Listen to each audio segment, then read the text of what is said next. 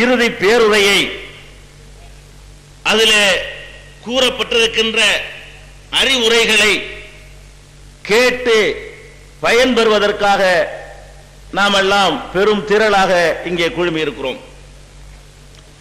நபிகள் நாயகம் ஸல்லல்லாஹு அலைஹி வஸல்லம் அவர்கள் தம்முடைய ஹஜ் பயணத்தின் போது அரஃபா மைதானத்திலும் முஸ்தலிஃபாவிலும் மினாவிலும் ஆற்றிய உரைகள் தான் நபிகள் நாயகம் ஸல்லல்லாஹு அலைஹி வஸல்லம் அவர்களுடைய இறுதி பேருரை என்று சொல்லப்படுகிறது. இந்த உரைக்கு அப்படி என்ன முக்கியத்துவம் என்று கேட்டால், இந்த உரையை நபிகள் நாயகம் ஸல்லல்லாஹு அலைஹி வஸல்லம் அவர்கள் தமது வாயாலேயே இது விடைபெறக்கூடிய மக்களே, உங்களிடமிருந்து நான் விடைபெற்றுக் கொள்ளக்கூடிய உரை என்று அவர்களே தெளிவாக அறிவித்து விட்டு சொன்ன உரை. அவர்கள் சொன்னார்கள், பெருமானார் ஸல்லல்லாஹு அலைஹி வஸல்லம் அவர்கள் இந்த உரையின் போது, மக்களே, நான் இன்றோடு உங்களிடமிருந்து நான் விடைபெற்றுக் கொள்கிறேன், இது ஹஜ்ஜத்துல் விதா, விடைபெறக்கூடிய ஹஜ் என்று அவர்களுடைய திருவாயால் மொழிந்துவிட்டு இந்த மக்களுக்கு சொல்ல வேண்டியதை எல்லாம் சொன்னார்கள். என்னென்ன சொல்ல வேண்டுமோ அத்தனையும் சொன்னார்கள். அது மாத்திரமில்லை, அவர்கள் தம்முடைய அந்திம காலம் நெருங்கிவிட்டது என்பதை அல்லாஹ்வுடைய வஹீயின் மூலமாக அறிந்து வைத்திருந்தார்கள். அந்த அரபா பெருவழியிலே தான் நான் ஆரம்பமாக வாசித்த அந்த வசனம், அல் யௌம அக்மல்து லக்கும் தீனக்கும், இன்றோடு உங்களுடைய மார்க்கத்தை நான் முழுமையாக்கி விட்டேன், வ அத்மம்து அலைக்கும் நிஅமதி, எனது அருட்கொடைகளை உங்களுக்கு பரிபூரணமாக தந்துவிட்டேன், வ ரலியது லக்குமுல் இஸ்லாம தீனா, இஸ்லாத்தை வாழ்க்கை நெறியாக உங்களுக்காக நான் பொருந்திக் கொண்டேன் என்ற குர்ஆனுடைய வசனம் அன்றுதான் அருளப்படுகிறது. அது அருளப்பட்ட உடனேயே நபிகள் நாயகம் ஸல்லல்லாஹு அலைஹி வஸல்லம் அவர்களுக்கு மாத்திரமல்ல, அந்த மக்களுக்கும் தெரிந்தது, இந்த மார்க்கம் முழுமையடைந்து விட்டது என்று சொன்னால் நபிகள் நாயகம் ஸல்லல்லாஹு அலைஹி வஸல்லம் அவர்களுக்கு இனி வேலை இல்லை, இந்த மார்க்கம் நிறைவாக்கப்பட்டு விட்டது என்று சொன்னால் நபிகள் நாயகம் ஸல்லல்லாஹு அலைஹி வஸல்லம் அவர்கள் மிக சீக்கிரத்திலேயே நம்மை விட்டு சென்று விடுவார்கள் என்று மக்களுக்கும் தெரிந்தது. இந்த வசனம் அருளப்பட்ட உடனே நபிகள் நாயகம் ஸல்லல்லாஹு அலைஹி வஸல்லம் அவர்களுக்கும் தெரிந்தது. அதனால் தான் சொன்னார்கள், ஃபஇன்னி லா அத்ரி லஅல்லக்கும் லா தரவுனி பஅத யௌமி ஹாதா, இன்றைய தினத்திற்கு பிறகு அநேகமாக நீங்கள் என்னை பார்க்க முடியாது என்று பெருமானார் ஸல்லல்லாஹு அலைஹி வஸல்லம் அவர்கள் அவ்வளவு தெளிவாக பிரகடனம் செய்தார்கள். அது மாத்திரமில்லை, பிரகடனம் செய்துவிட்டு ஆற்றவே இந்த உரையுடைய முக்கியத்துவத்தை நீங்கள் தெரிந்து கொள்ள வேண்டும் என்பதற்காக அதை நான் சொல்கிறேன். பெருமானார் ஸல்லல்லாஹு அலைஹி வஸல்லம் அவர்கள் சொல்ல வேண்டிய எல்லாவற்றையும் சொல்லிவிட்டு மக்களிடத்தில் கேட்டார்கள். என்ன கேட்டார்கள் தெரியுமா? வ அன்தும் மஸ்ஊலூன அன்னி, நீங்கள் மறுமை நாளையிலே என்னை பற்றி விசாரிக்கப்படுவீர்கள்.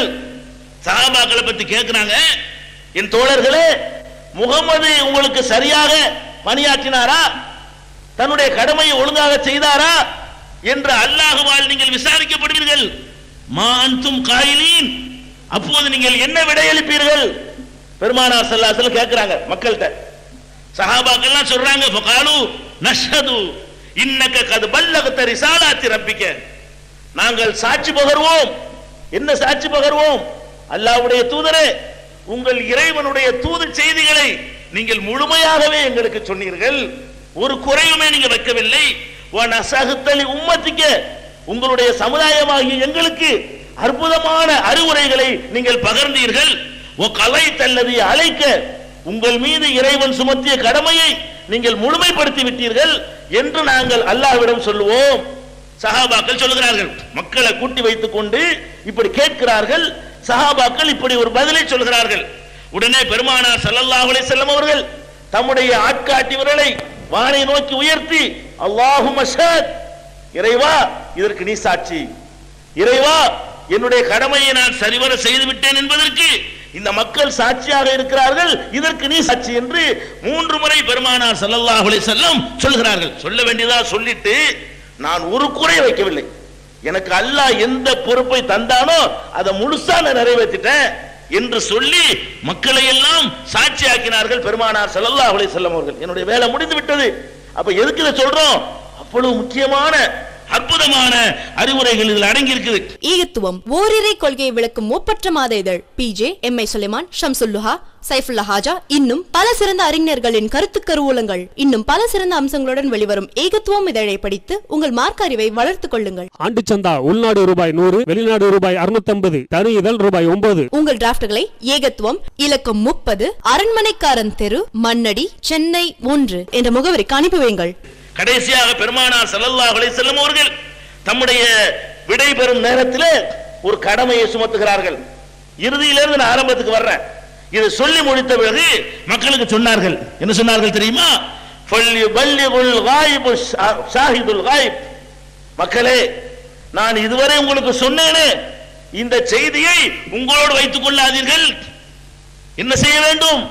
யாரெல்லாம் இங்கே வந்தீர்களோ வராமல் இருக்கிற மக்களுக்கு சொல்ல வேண்டும். அன்றைக்கு ஆற்றின உரைய எல்லா செய்திகளையும் மக்களுக்கு நீங்கள் அறிவித்தாக வேண்டும் சொன்னார்கள். ஃபல்யுபல்லிகுல் ஷாஹிதுல் காயிப்.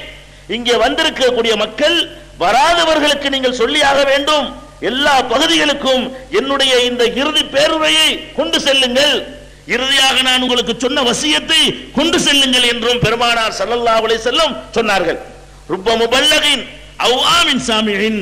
எத்தனையோ பேர் நேரடியாக நீங்கள் கேட்கிறீர்களே, உங்களை விட உங்களால் எத்தி வைக்கப்படுவாரே அவர் இன்னும் அதிகமாக இதை புரிந்து கொள்பவராக இருப்பார், அதிகமாக என்னுடைய அறிவுரைக்கு மதிப்பு கொடுப்பவராக இருப்பார்.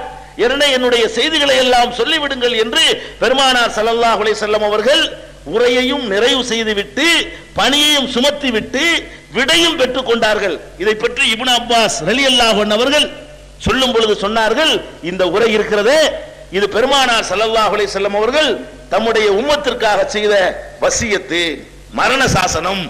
வசியத்திற்கு இல்லையா, வசியத்து செய்து விட்டு சென்றார்கள் என்று இப்னு அப்பாஸ் ரலியல்லாஹு அன்ஹு அவர்கள் கண்கலங்க குறிப்பிடுகிறார்கள். இது வசியத்துன்னு சொல்லி. அப்ப அந்த மாதிரியான முக்கியமான விஷயங்கள் என்னென்னவெல்லாம் 23 வருஷத்துல செஞ்சாங்களோ அதை அப்படி சுருக்கி ஃபில்டர் பண்ணி வடிகட்டி எல்லாத்தையும் கொண்டு வந்து ஜிப் பண்ணி கொடுக்குறாங்க, சுருக்கி கொடுக்குறாங்க மக்களுக்கு. 23 வருஷத்தினுடைய காலத்தினுடைய போதனைகளை பூரா தொகுத்து அதை ஒரு முடிவுரையாக பெருமானார் ஸல்லல்லாஹு அலைஹி வஸல்லம் வழங்கியதுதான் இந்த இறுதி பேருரை. இதிலே பெருமானார் ஸல்லல்லாஹு அலைஹி வஸல்லம் அவர்கள் முதலாக இந்த சமுதாயத்துக்கு என்ன வலியுறுத்துகிறார்கள் தெரியுமா? மக்களே, முஸ்லிம்களே, நீங்கள் அனைவரும் ஒருவர் மற்றவருக்கு சகோதரராக இருக்க வேண்டும். முதல் போதனை, அல் முஸ்லிமு அகுல் முஸ்லிம். முஸ்லிம் என்பவன் அவனுக்குள்ள ஏற்றதாழ்வு இல்ல, அவனுக்குள்ள உயர்வு தாழ்வு இல்ல, அவனுக்குள்ள தீண்டாமை இல்ல, அவனிடத்துல வர்க்க பேதம் இல்ல. அவன் எந்த மொழி பேசுபவனாக இருந்தாலும் எந்த மாநிலத்துக்காரனாக இருந்தாலும் அவன் முஸ்லிமாக இருந்தால் எல்லா முஸ்லிமும் சகோதரன். அல் முஸ்லிமு அகுல் முஸ்லிம் குல்லுல் முஸ்லிமூன இஹ்வா. முஸ்லிம்கள் அத்தனை பேருமே சகோதரர்கள் தான். இதை நீங்கள் கவனத்தில் வைத்துக் கொள்ளுங்கள். நான் இறுதியாக உங்களுக்கு சொல்கிறேன், நீங்கள் சகோதரர்களாகவே இருக்க வேண்டும். இது அவர்கள் சொன்னது. அதை தொடர்ந்து சொல்கிறார்கள், லா தர்ஜிஉ பாதி குஃபாரா யல்ரிபு பஅலுக்கும் ரிகாப பஅலின். உங்களிலே சில பேர் சிலரை வெட்டி கொன்று உங்களுக்குள்ளேயே ஆயுதம் தாங்கி சிலரை வெட்டி கொண்டு காபிர்களாகி விடாதீர்கள். உங்களுக்குள்ள வெட்டு குத்து நடந்தால் அதன் மூலம் நீங்கள் காபிர்களாக இறை மறுப்பாளர்களாக ஆகிவிடுவீர்கள். அந்த தப்பை செய்து விடாதீர்கள், ஒத்துமையாகவே இருங்கள் என்று பெருமானார் ஸல்லல்லாஹு அலைஹி வஸல்லம் அவர்கள் தன்னுடைய இறுதி பேருரையிலே குறிப்பிட்ட முக்கியமான ஒரு அறிவுரை, முஸ்லிம்களுக்கு சொன்ன முக்கியமான அறிவுரை. இது நம்முடைய வாழ்க்கையில எல்லா நேரங்களிலும் எல்லா முஸ்லிமும் சகோதரன், இது எந்த நேரத்திலையும் பெருமானார் ஸல்லல்லாஹு அலைஹி வஸல்லம் கடைசியா சொன்னாங்களே அது நம்முடைய இதயத்தில் ஆழமாக பதிய வைத்துக் கொள்ள வேண்டும். இரண்டாவதாக சொன்னார்கள், முஸ்லிம்களாக இருந்தாலும் மற்றவர்களாக இருந்தாலும் அந்த உரிமைகளை, பொருளுக்கு உரிமை இருக்குது, மனிதர்களுடைய உயிர்களுக்கு ஒரு கௌரவம் இருக்குது, மனிதனுடைய மானத்துக்கு ஒரு மரியாதை இருக்குது, அவைகள் எல்லாம் பேணப்பட வேண்டும் என்பதை எப்படி சொல்றாங்க தெரியுமா? மக்கள்கிட்ட கேள்வி கேட்டு சொல்றாங்க. மக்களே, இது என்ன மாதம் என்று கேட்கிறார்கள். துல்ஹஜ் மாதம் சொல்லுங்க. மக்கள் பதில் சொல்லல, வேற ஏதோ ரசூல் ஸல்லல்லாஹு அலைஹி வஸல்லம் சொல்ல போறாங்க. இது துல்ஹஜ் மாதம் இல்லையா? ஆமா அல்லாஹ்வுடைய தூதரே, இது என்ன இடம்? புனிதமிக்க ஹரம் ஷரீஃப், புனிதமான இடம், அல்லாஹ் புனிதப்படுத்திய இடம். என்று அவர்கள் சொல்கிறார்கள். இதை சொல்லிவிட்டு இந்த மாதத்திலே இந்த இடத்திலே எவ்வளவு புனிதம் பேணப்படுகிறதோ அதுபோல காலாகாலத்துக்கும் நீங்கள் சில புனிதங்களை பேணியாக வேண்டும். என்ன புனிதம் தெரியுமா? உங்களுடைய சொத்துக்கள், பொருளாதாரங்கள், ஒவ்வொருத்தனுடைய பொருளாதாரமும் அவனுக்கு புனிதமானது. அவனுடைய பொருளாதாரத்தை நீ அபகரிக்க கூடாது. எவனுடைய பொருளாதாரத்தையும் நீ தீண்டி விடாதே, எவனுடைய பொருளுக்கும் சேதம் இழைத்து விடாதே. பொருள்களும் புனிதமானவை என்று சொன்ன ஒரே தலைவர் நபிகள் நாயகம் ஸல்லல்லாஹு அலைஹி வஸல்லம். இன்ன அம்பாலக்கும் வஆராலக்கும், உங்களுடைய செல்வங்கள், உங்களுடைய அம்ச உயிர்கள், உங்களுடைய கௌரவங்கள் உங்களுக்கு மத்தியிலே புனிதமானவை. எவரும் எவருடைய பொருள்களையும் எடுத்து விடாதீர்கள். எவரும் எவருடைய மானத்திற்கும் பங்கம் ஏற்படுத்தி விடாதீர்கள். எவரும் எவருடைய சொத்துக்களையும் பறித்து விடாதீர்கள். எவரும் எவருடைய உயிர்களையும் எடுத்து விடாதீர்கள் என்று சொல்லி, உங்களுடைய சொத்துக்களுக்கு புனிதம் இருக்கிறது. ஒருவனுடைய சொத்து புனிதமானது என்று அடுத்தவன் நினைக்க வேண்டும். புனிதமான இடத்துல எப்படி நம்ம நடந்து கொள்வோமோ, பள்ளி வாசலுக்குள்ளே நாம் எப்படி நடந்து கொள்வோமோ, மஸ்ஜிதுல் ஹராமுக்குள்ளே எப்படி நடந்து கொள்வோமோ, புனிதமான நாட்களிலே எப்படி நடந்து கொள்வோமோ, அப்படிப்பட்ட புனிதமிக்கதாக அடுத்தவன் பொருளை பார்க்கணும். உன்னுடைய பொருளை தான் எப்படி வேணாலும் யூஸ் பண்ணிக்கலாம், அடுத்தவன் பொருள் தொடக்கூடாது. அல்லாஹ் எதை தடுத்திருக்கானோ அதை தவிர்த்துக் கொள்றோம் இல்லையா, அந்த மாதிரி அதை ஹராமாக நீ பார்க்க வேண்டும். அடுத்தவனுடைய மானம், மரியாதை, கௌரவம் இவையெல்லாம் பாதிக்கிற விதமாக அவதூறுகளை பரப்பக்கூடாது, பொய் பிரச்சாரம் பண்ணக்கூடாது. எல்லாத்தையும் உங்களுக்கு மத்தியில ஹராமாக்குகிறேன் என்று பெருமானார் ஸல்லல்லாஹு அலைஹி வஸல்லம் அவர்கள் அடுத்தபடியாக எச்சரிக்கை செய்கிறார்கள். அடுத்து சொல்கிறார்கள், அது மாத்திரம் இல்ல மக்களே, ஒரு மனிதனுடைய பொருள் இன்னொரு மனிதனுக்கு எப்போது ஹலாலாகும் என்று சொன்னால், அவனாகவே மனம் விரும்பி மனம் ஒப்பி தருகிறானே, அது மட்டும்தான் அடுத்தவனுடைய பொருளிலிருந்து உங்களுக்கு ஹலால். அவன் நொந்து போய், அவன் வருத்தப்பட்டு போய், எரிச்சல் பட்டு போய், உள்ளுக்குள்ள வேதனைப்பட்டு போய் உங்களுக்கு தருவானையானால் அது ஹலால் இல்லை. இன்னொருத்தனுடைய பொருள் கூட அவன் தர்றானுங்கிறதுக்காக பயன்படுத்தக்கூடாதான். பெருமானார் ஸல்லல்லாஹு அலைஹி வஸல்லம் இறுதி வசியத்து பண்றாங்க. அவன் தர்றான்ல, மன ஒப்பி தர்றானா, லஞ்சம் கொடுக்கறானே, வழி இல்லைன்னு கொடுக்கறான், மன ஒப்பி கொடுக்கறானா, இந்த பாவிக்கு லஞ்சம் கொடுக்க வேண்டி இருக்குதுன்னு நினைச்சு கொடுக்கறான், அது உனக்கு ஹராம், தொடக்கூடாது. வரதட்சணை தர்றானே, அவனாத்தான தர்றான், மன ஒப்பி தர்றானா இல்ல, நொந்து போய் தர்றான், வேற வழி இல்லையேன்னு சொல்லி தர்றான், என்னுடைய மகள் ஒழுங்கா வாழ வைக்க மாட்டாங்களே அப்படின்னு சொல்லி தர்றான். மனம் ஒப்பி தராத எந்த பொருளும் உங்களுக்கு ஹலால் இல்லை. பெருமானார் ஸல்லல்லாஹு அலைஹி வஸல்லம் பிறருடைய பொருள் உங்களுக்கு எப்போது ஹலாலாகும், எப்போது பயன்படுத்துவதற்கு அனுமதிக்கப்படும் என்பதற்கு இலக்கணம் சொல்லும் பொழுது என்ன சொல்றாங்க? அடுத்தவன் இல்லா தீபி நஃப்ஸிஹி, அவன் மனம் உவந்து தருகின்ற பொருள்களை தவிர எந்த மனிதனுடைய பொருளும் உங்களுக்கு ஹலால் இல்லை, அனுமதி இல்லை. இப்படி நீங்கள் உங்களுடைய இதை பாதுகாத்துக் கொள்ளுங்கள். அடுத்தவனுடைய பொருள்களுக்கு இவ்வளவுக்கு நீங்கள் மரியாதை கொடுக்க வேண்டும். அது மாத்திரம் சொல்லல, நம்முடைய சமுதாயத்தில் பொதுவாக மனிதன் இருக்கிற ஒரு பலவீனம், என்ன பலவீனம்? பொருளாதாரத்தை இரவலா வாங்குவான். ஒரு பொருளை இரவலா வாங்கினா திருப்பி கொடுக்கிற வழக்கம் நிறைய பேர்ட்ட இல்ல. இரவல் கொடுத்த பொருளை கேட்டு கேட்டு விரட்டி கூட வாங்க முடியாத நிலைமையெல்லாம் பார்க்கிறோம். பெருமானார் ஸல்லல்லாஹு அலைஹி வஸல்லம் அந்த காசுக்கு தான் ரொம்ப எச்சரிக்கை பண்றாங்க அந்த சமுதாயத்துக்கு. என்ன சொல்றாங்க? அல் ஆரியத்து முஅத்தாத்துன், முஸ்லிம்களே நீங்கள் வாங்கிய இரவல் பொருள்களை உரிய நேரத்தில் திருப்பி கொடுத்து விடுங்கள். இரவல் பொருள் உங்களுக்கு அவன் தந்தது இல்லை, நீங்கள் திருப்பி தருவதாக சொல்லித்தான் வாங்கி இருக்கிறீர்கள். அதனால் இரவலாக வாங்கிய பொருளை கண்டிப்பாக நீங்கள் திருப்பி கொடுத்து விட வேண்டும். பாருங்க எவ்வளவு அற்புதமான உரைன்னு பாத்தீங்களா? ஒரு ஆன்மீக தலைவர் வெறுமனே நீங்கள் திக்ர் செய்யுங்க பிக்ர் செய்யுங்க என்று சொல்லாம என்ன சொல்றான்னு பாருங்க. இந்த சமுதாயம் எல்லா வகையிலும் இப்படி பெர்ஃபெக்ட்டா இருக்கணுமா, அதுக்காக சொல்றாங்க அல் ஆரியத்து முஅத்தாத்துன், இரவல் பொருள்களையும் கூட நீங்கள் திருப்பி செலுத்தியாக வேண்டும் என்று கட்டளை இடுகிறேன் சொல்கிறார்கள். அது மாத்திரம் இல்ல, ஒஸைமு ஹாரிமுன், ஒருவன் ஒருத்தருக்காக பொறுப்பேற்றுக் கொள்கிறான். நான் பொறுப்பு நீங்க கொடுங்கிறான், கொடுத்த பிறகு இவன் பொறுப்பேற்றுக்கிறது இல்லை. பெருமானார் ஸல்லல்லாஹு அலைஹி வஸல்லம் சொல்றாங்க தெரியுமா, நீ எந்த கடனையாவது எந்த பொருளுக்காவது எந்த காரியத்திற்காகவாவது பொறுப்பேற்றுக் கொண்டாயானால் அந்த பொறுப்பை ஏற்ற நீ கடனாளி. நீதான் அதை செலுத்தி தீர்க்க வேண்டும். இவருக்கு 1000 ரூபாய் கொடுங்கன்னு சிபாரிசு பண்றோம். அவர் திருப்பி தரல, நான் கொடுக்கணும். கொடுக்கிறதா இருந்தா தான் சிபாரிசு பண்ணணும். எனக்கு கொடுக்க தகுதி இருக்கணும். நான் சிபாரிசு பண்ண ஒருத்தன் திருப்பி கொடுக்கிறேன் என்று சொன்னால் நான் தருவேங்கிற அர்த்தம் அடங்கி இருக்குதான். அதனால நீங்கள் யாருக்காவது பொறுப்பேற்றுக் கொண்டீர்களே ஆனால், எந்த கடனுக்கோ பொருளுக்கோ வேறு எதற்கோ பொறுப்பேற்றுக் கொண்டீர்களே ஆனால்,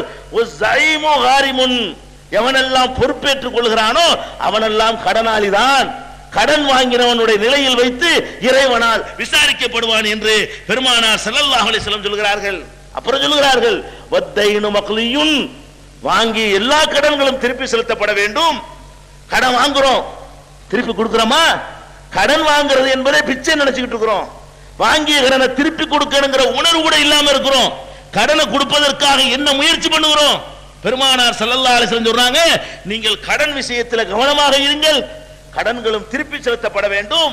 அப்ப பொருளாதாரத்தை அடுத்தவன் பொருளை ஆசைப்படக்கூடாது என்பதை சொல்லிவிட்டு, எங்கெல்லாம் மனிதன் தோற்று விடுவானோ, எங்கெல்லாம் மனிதனுடைய பலவீனம் வந்து அவனை ஜெயித்து விடுமோ அந்த இடங்களை சுட்டி காட்டுறாங்க. இரவல் உன்னை வந்து திசை திருப்பும்.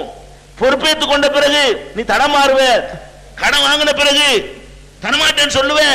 இந்த மாதிரி இடங்கள்ல எல்லாம் கேர்ஃபுல்லா இருந்துக்க, கவனமா இருந்துக்க.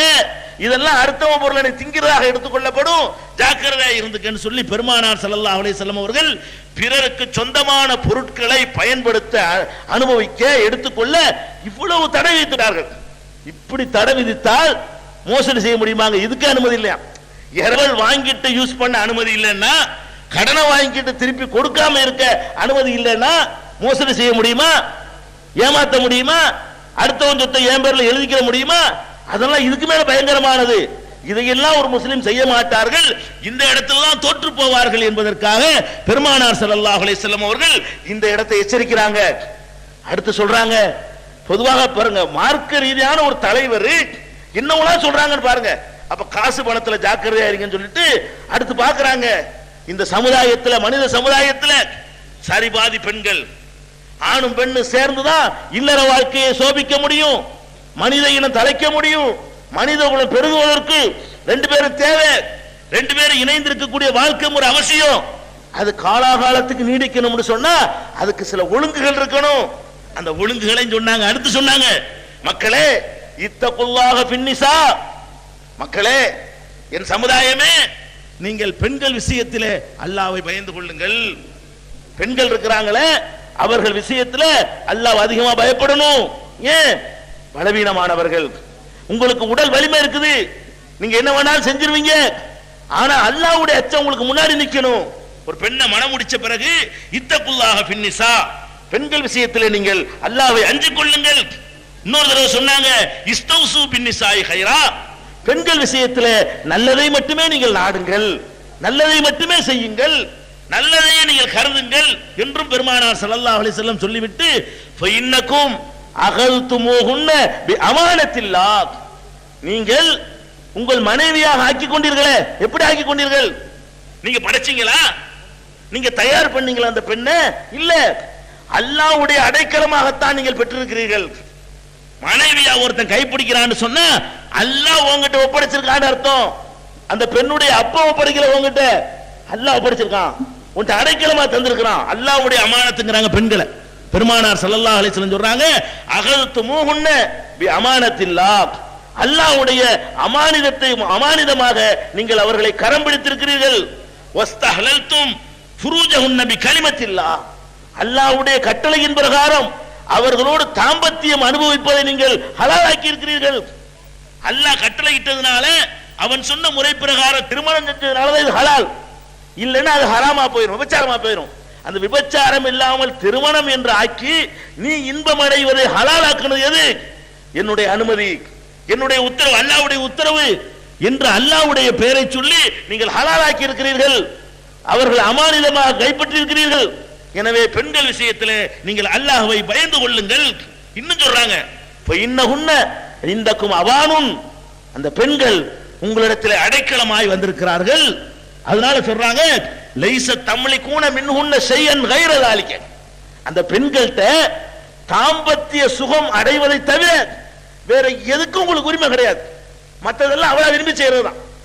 பெருமானார் ஸல்லல்லாஹு அலைஹி சொல்றாங்க, நீ கல்யாணம் பண்ணிடுறீங்க, தாம்பத்திய சுகம் தருவது மாத்திரம்தான் உனக்கு உடைமையே தவிர அந்த பெண்கள் விஷயத்துல வேற எந்த உடைமை உனக்கு கிடையாது. பெருமானார் ஸல்லல்லாஹு அலைஹி சொல்றாங்க, லைஸ தம்லிகூன மின்ஹுன்ன ஷைஅன் கைர ذلك, இத தவிர இதுங்கறாங்க சொல்லாம அந்த குடும்ப வாழ்க்கை தாம்பத்தியத்தை தவிர வேற எதுக்கு நீங்கள் உரிமையாளர்கள் இல்லைன்னு. அடிமையா காசு கொடுத்து வாங்குனீங்களா? வேற என்ன உனக்கு உரிமை இருக்கு? தாம்பத்திய சுகம் தருவதற்கு மாத்திரம்தான் அக்ரிமெண்ட் நடந்திருக்குது. அந்த அதை தவிர வேற எந்த உரிமையும் உங்களுக்கு கிடையாது. ஒண்ணே ஒண்ணு சொல்றாங்க, இல்லா அன் யதீன பிஃபாஹிஷத்தின் முபையினா, தெளிவாக தெரியக்கூடிய அசிங்கமான காரியத்தில் அவள் ஈடுபட்டாலே தவிர, அது தப்பான நடத்தையில் ஈடுபட்டால் மாத்திரம்தான் உனக்கு அங்க ஒரு உரிமை வருது. ஏன் நீ தப்பான வழிக்கு போன, எப்படி நீ தவறி போகலாம் என்று கேட்கிற உரிமை எப்ப மட்டும்தான் வருமா? இல்லா அன் யதீன பிஃபாஹிஷத்தின் முபையினா, தெளிவாக தெரியக்கூடிய ஒரு அசிங்கமான நடவடிக்கையில் அவர்கள் இறங்கினாலே தவிர வேற உரிமை உனக்கு கிடையாது. அப்படி அசிங்கமான நடவடிக்கை செய்யும் பொழுது மாத்திரம் ஃபைதா ஃபஅல்ன ஃபஹ்ஜுருஹுன்ன ஃபில் மலாஜிஇ, அசிங்கமான நடவடிக்கைனா என்ன? அவருடைய நடத்தை அசிங்கமா இருக்கலாம், தப்பான நடத்தை. அவருடைய ஆடை அசிங்கமா இருக்கலாம், அவ பாட்டுக்கு ஒரு மாதிரியா அரைகுறையா ட்ரெஸ் பண்ணிட்டு போறா, கண்டிக்கலாம், அதுக்கு உரிமை இருக்கு. அந்த மாதிரி அசிங்கங்கள் வெளிப்படையா தெரியற அசிங்கம், அருவருப்பான நடத்தை, அருவருப்பான பேச்சு, அருவருப்பான படங்களை பார்க்கிறா, சினிமாவை அலைகிறா, இந்த மாதிரி அசிங்கங்கள் செய்யறாங்களே, சோத்துல உப்பு இல்லைங்கிறதுக்கெல்லாம் ஒண்ணு நீ பண்ண இயலாது, அதுக்கு உனக்கு உரிமை இல்லை. நீ கேட்டவன காப்பி போட்டு தரலங்கிறதுக்கெல்லாம் அவளை கண்டிக்க உனக்கு உரிமை இல்லை. எப்ப உரிமை வருது உனக்கு? இல்லா அன் யதீன பிஃபாஹிஷத்தின் முபையினா, தெளிவான ஒரு அசிங்கமான காரியத்தை செய்யும் பொழுதுதான் நீ அவளை கண்டிக்க வேண்டும். கண்டிக்கிறது கூட எப்படி கண்டிக்கணும் தெரியுமா? எதுக்கு கண்டிக்கணும் விளங்கிக்கணும். நீங்க எப்படி கண்டிக்கணும்? பெருமானார் ஸல்லல்லாஹு அலைஹி வஸல்லம் வழிமுறை சொல்லி தர்றாங்க பாருங்க. இறுதி உரையில இவ்வளவு மக்களையும் கூட்டி சொல்லணுமா? சொல்லணும். இதுதான் தேவை. மனித வாழ்க்கையில பாதி தானே, பாதி வீட்டுக்குள்ள நடக்குது, சொல்லி ஆகணும். பாதி நேரம் வீட்டுல மனுஷன் இருக்கிறான், அவ வீட்டுக்குள்ள எல்லாம் நிம்மதியா இருந்தா தான் அவனுடைய மொத்த வாழ்க்கை சந்தோஷமா இருக்கும். சொல்றாங்க, ஃபஇன் ஃபஅல்ன ஃபஹ்ஜுருஹுன்ன ஃபில் மலாஜி, அவர்கள் அசிங்கமான காரியத்தை ஈடுபடுவார்களே ஆனால், ஆடை அசிங்கமாக இருந்தால், பேச்சு அசிங்கமாக இருந்தால், நடத்தை அசிங்கமாக இருந்தால், அவர்களை தண்டிக்கிற முதல் முறை என்ன தெரியுமா? ஃபஹ்ஜுருஹுன்ன ஃபில் மலாஜி, படுக்கையில் இருந்து அவர்களை ஒதுக்குங்கள். இந்த மாதிரி நடவடிக்கை இருந்துச்சுன்னா உன்னோட எனக்கு தாம்பத்திய சுகம் கிடையாது, போ, நான் நீ தனியா படுத்துக்கிறோம் சொல்லணுமா? இதுதான் ஃபர்ஸ்ட் நடவடிக்கை. எடுத்தவனை இழுத்து போட்டு சாத்துறது இல்ல, விளங்குதா? பெருமானார் ஸல்லல்லாஹு அலைஹி சொல்றாங்க, அந்த அசிங்கமான நடவடிக்கை இருக்கும் பொழுது கூட என்ன செய்யணுமா? ஃபஇன் ஃபஅல்ன ஃபஹ்ஜுருஹுன்ன ஃபில் மலாஜிஇ, அவர்கள் அதற்கு பிறகு அவர்கள் செய்வார்களே ஆனால், அறிவுரை சொன்ன பிறகு அந்த தப்பான காரியத்தை நடத்தையில் ஈடுபடுவார்களே ஆனால், படுக்கையில் இருந்தவர்களை விளக்குங்கள், சேர்ந்து படுக்காதீர்கள், அது அவளை உறுத்தும். இந்த மாதிரி நம்ம இருக்கிறாங்களே, நம்ம கவரப்படாம இருக்கிறோமே. ஒரு பெண்ணு எதை வேண்டாலும் சகித்துக் கொள்வாள், அவள் ஈர்க்கப்படவில்லை என்றால் சகிச்சுக்கிற மாட்டான். பெண்ணை கொடுக்கிற பெரிய தண்டனை என்ன? அவளை ஏறெடுத்து பார்க்கலன்னு வைங்க, அதான் பெரிய பனிஷ்மெண்ட். மற்ற எல்லா பனிஷ்மெண்ட்டை விடவும் அது பெரிய உறுத்தலை ஏற்படுத்தும். அது அவளை திருத்தி கொண்டு வரும், அவளை நல்ல வழிக்கு மாற்றும் என்பதற்காக அதையும் சொல்றாங்க. அதுக்கப்புறம் சொல்றாங்க, ஒல்ரிபு உன்ன லர்பன் கைர முபர்ரஹின், படுக்கையும் பிரிச்சு பார்த்தாச்சு, அப்பவும் அவ பாட்டுக்கு 2 பீஸ் அணிஞ்சிட்டு வெளியே போறேங்கிறா, அசிங்கமான ஆடையோட வெளியே போறேங்கிறா, கேட்க மாட்டேங்கிறா. அந்த மாதிரி அசிங்கத்தில் ஈடுபடும் பொழுது படுக்கையில பிரித்த பிறகும் சரி வரல என்று சொன்னா, காயப்படாத வகையில அடியுங்கள், அடிக்கலாம். எதுக்கு தான் நல்ல விளைக்கிறேன்? எதுக்கு? உங்களுக்கு அவ செய்யற சவரட்னையில வர்ற குறைபாடுகளுக்கு இல்ல, வெளிப்படைய அசிங்கம்னு சொல்லக்கூடிய காரியங்கள் இருக்க, அதை செய்கிற நேரத்தில் படுக்கையில் இருந்து விளக்குங்கள், இல்லைன்னா அவளை காயப்படாத வகையில அடியுங்கள். முடிஞ்சு போச்சா? ஃபைன் அத்தானக்கும், அவர்கள் அதோடு வழிபட்டு தங்களுடைய அசிங்கத்திலிருந்து திருத்திக் கொள்வார்களே ஆனால், ஃபலா தபுலு ஃபலா தபுகு அலைஹின்ன சபீலா, வேற மார்க்கத்தை தேடாதீங்க, அவர்கள் விஷயத்துல வேறு நடவடிக்கைக்கு போவாதீங்க.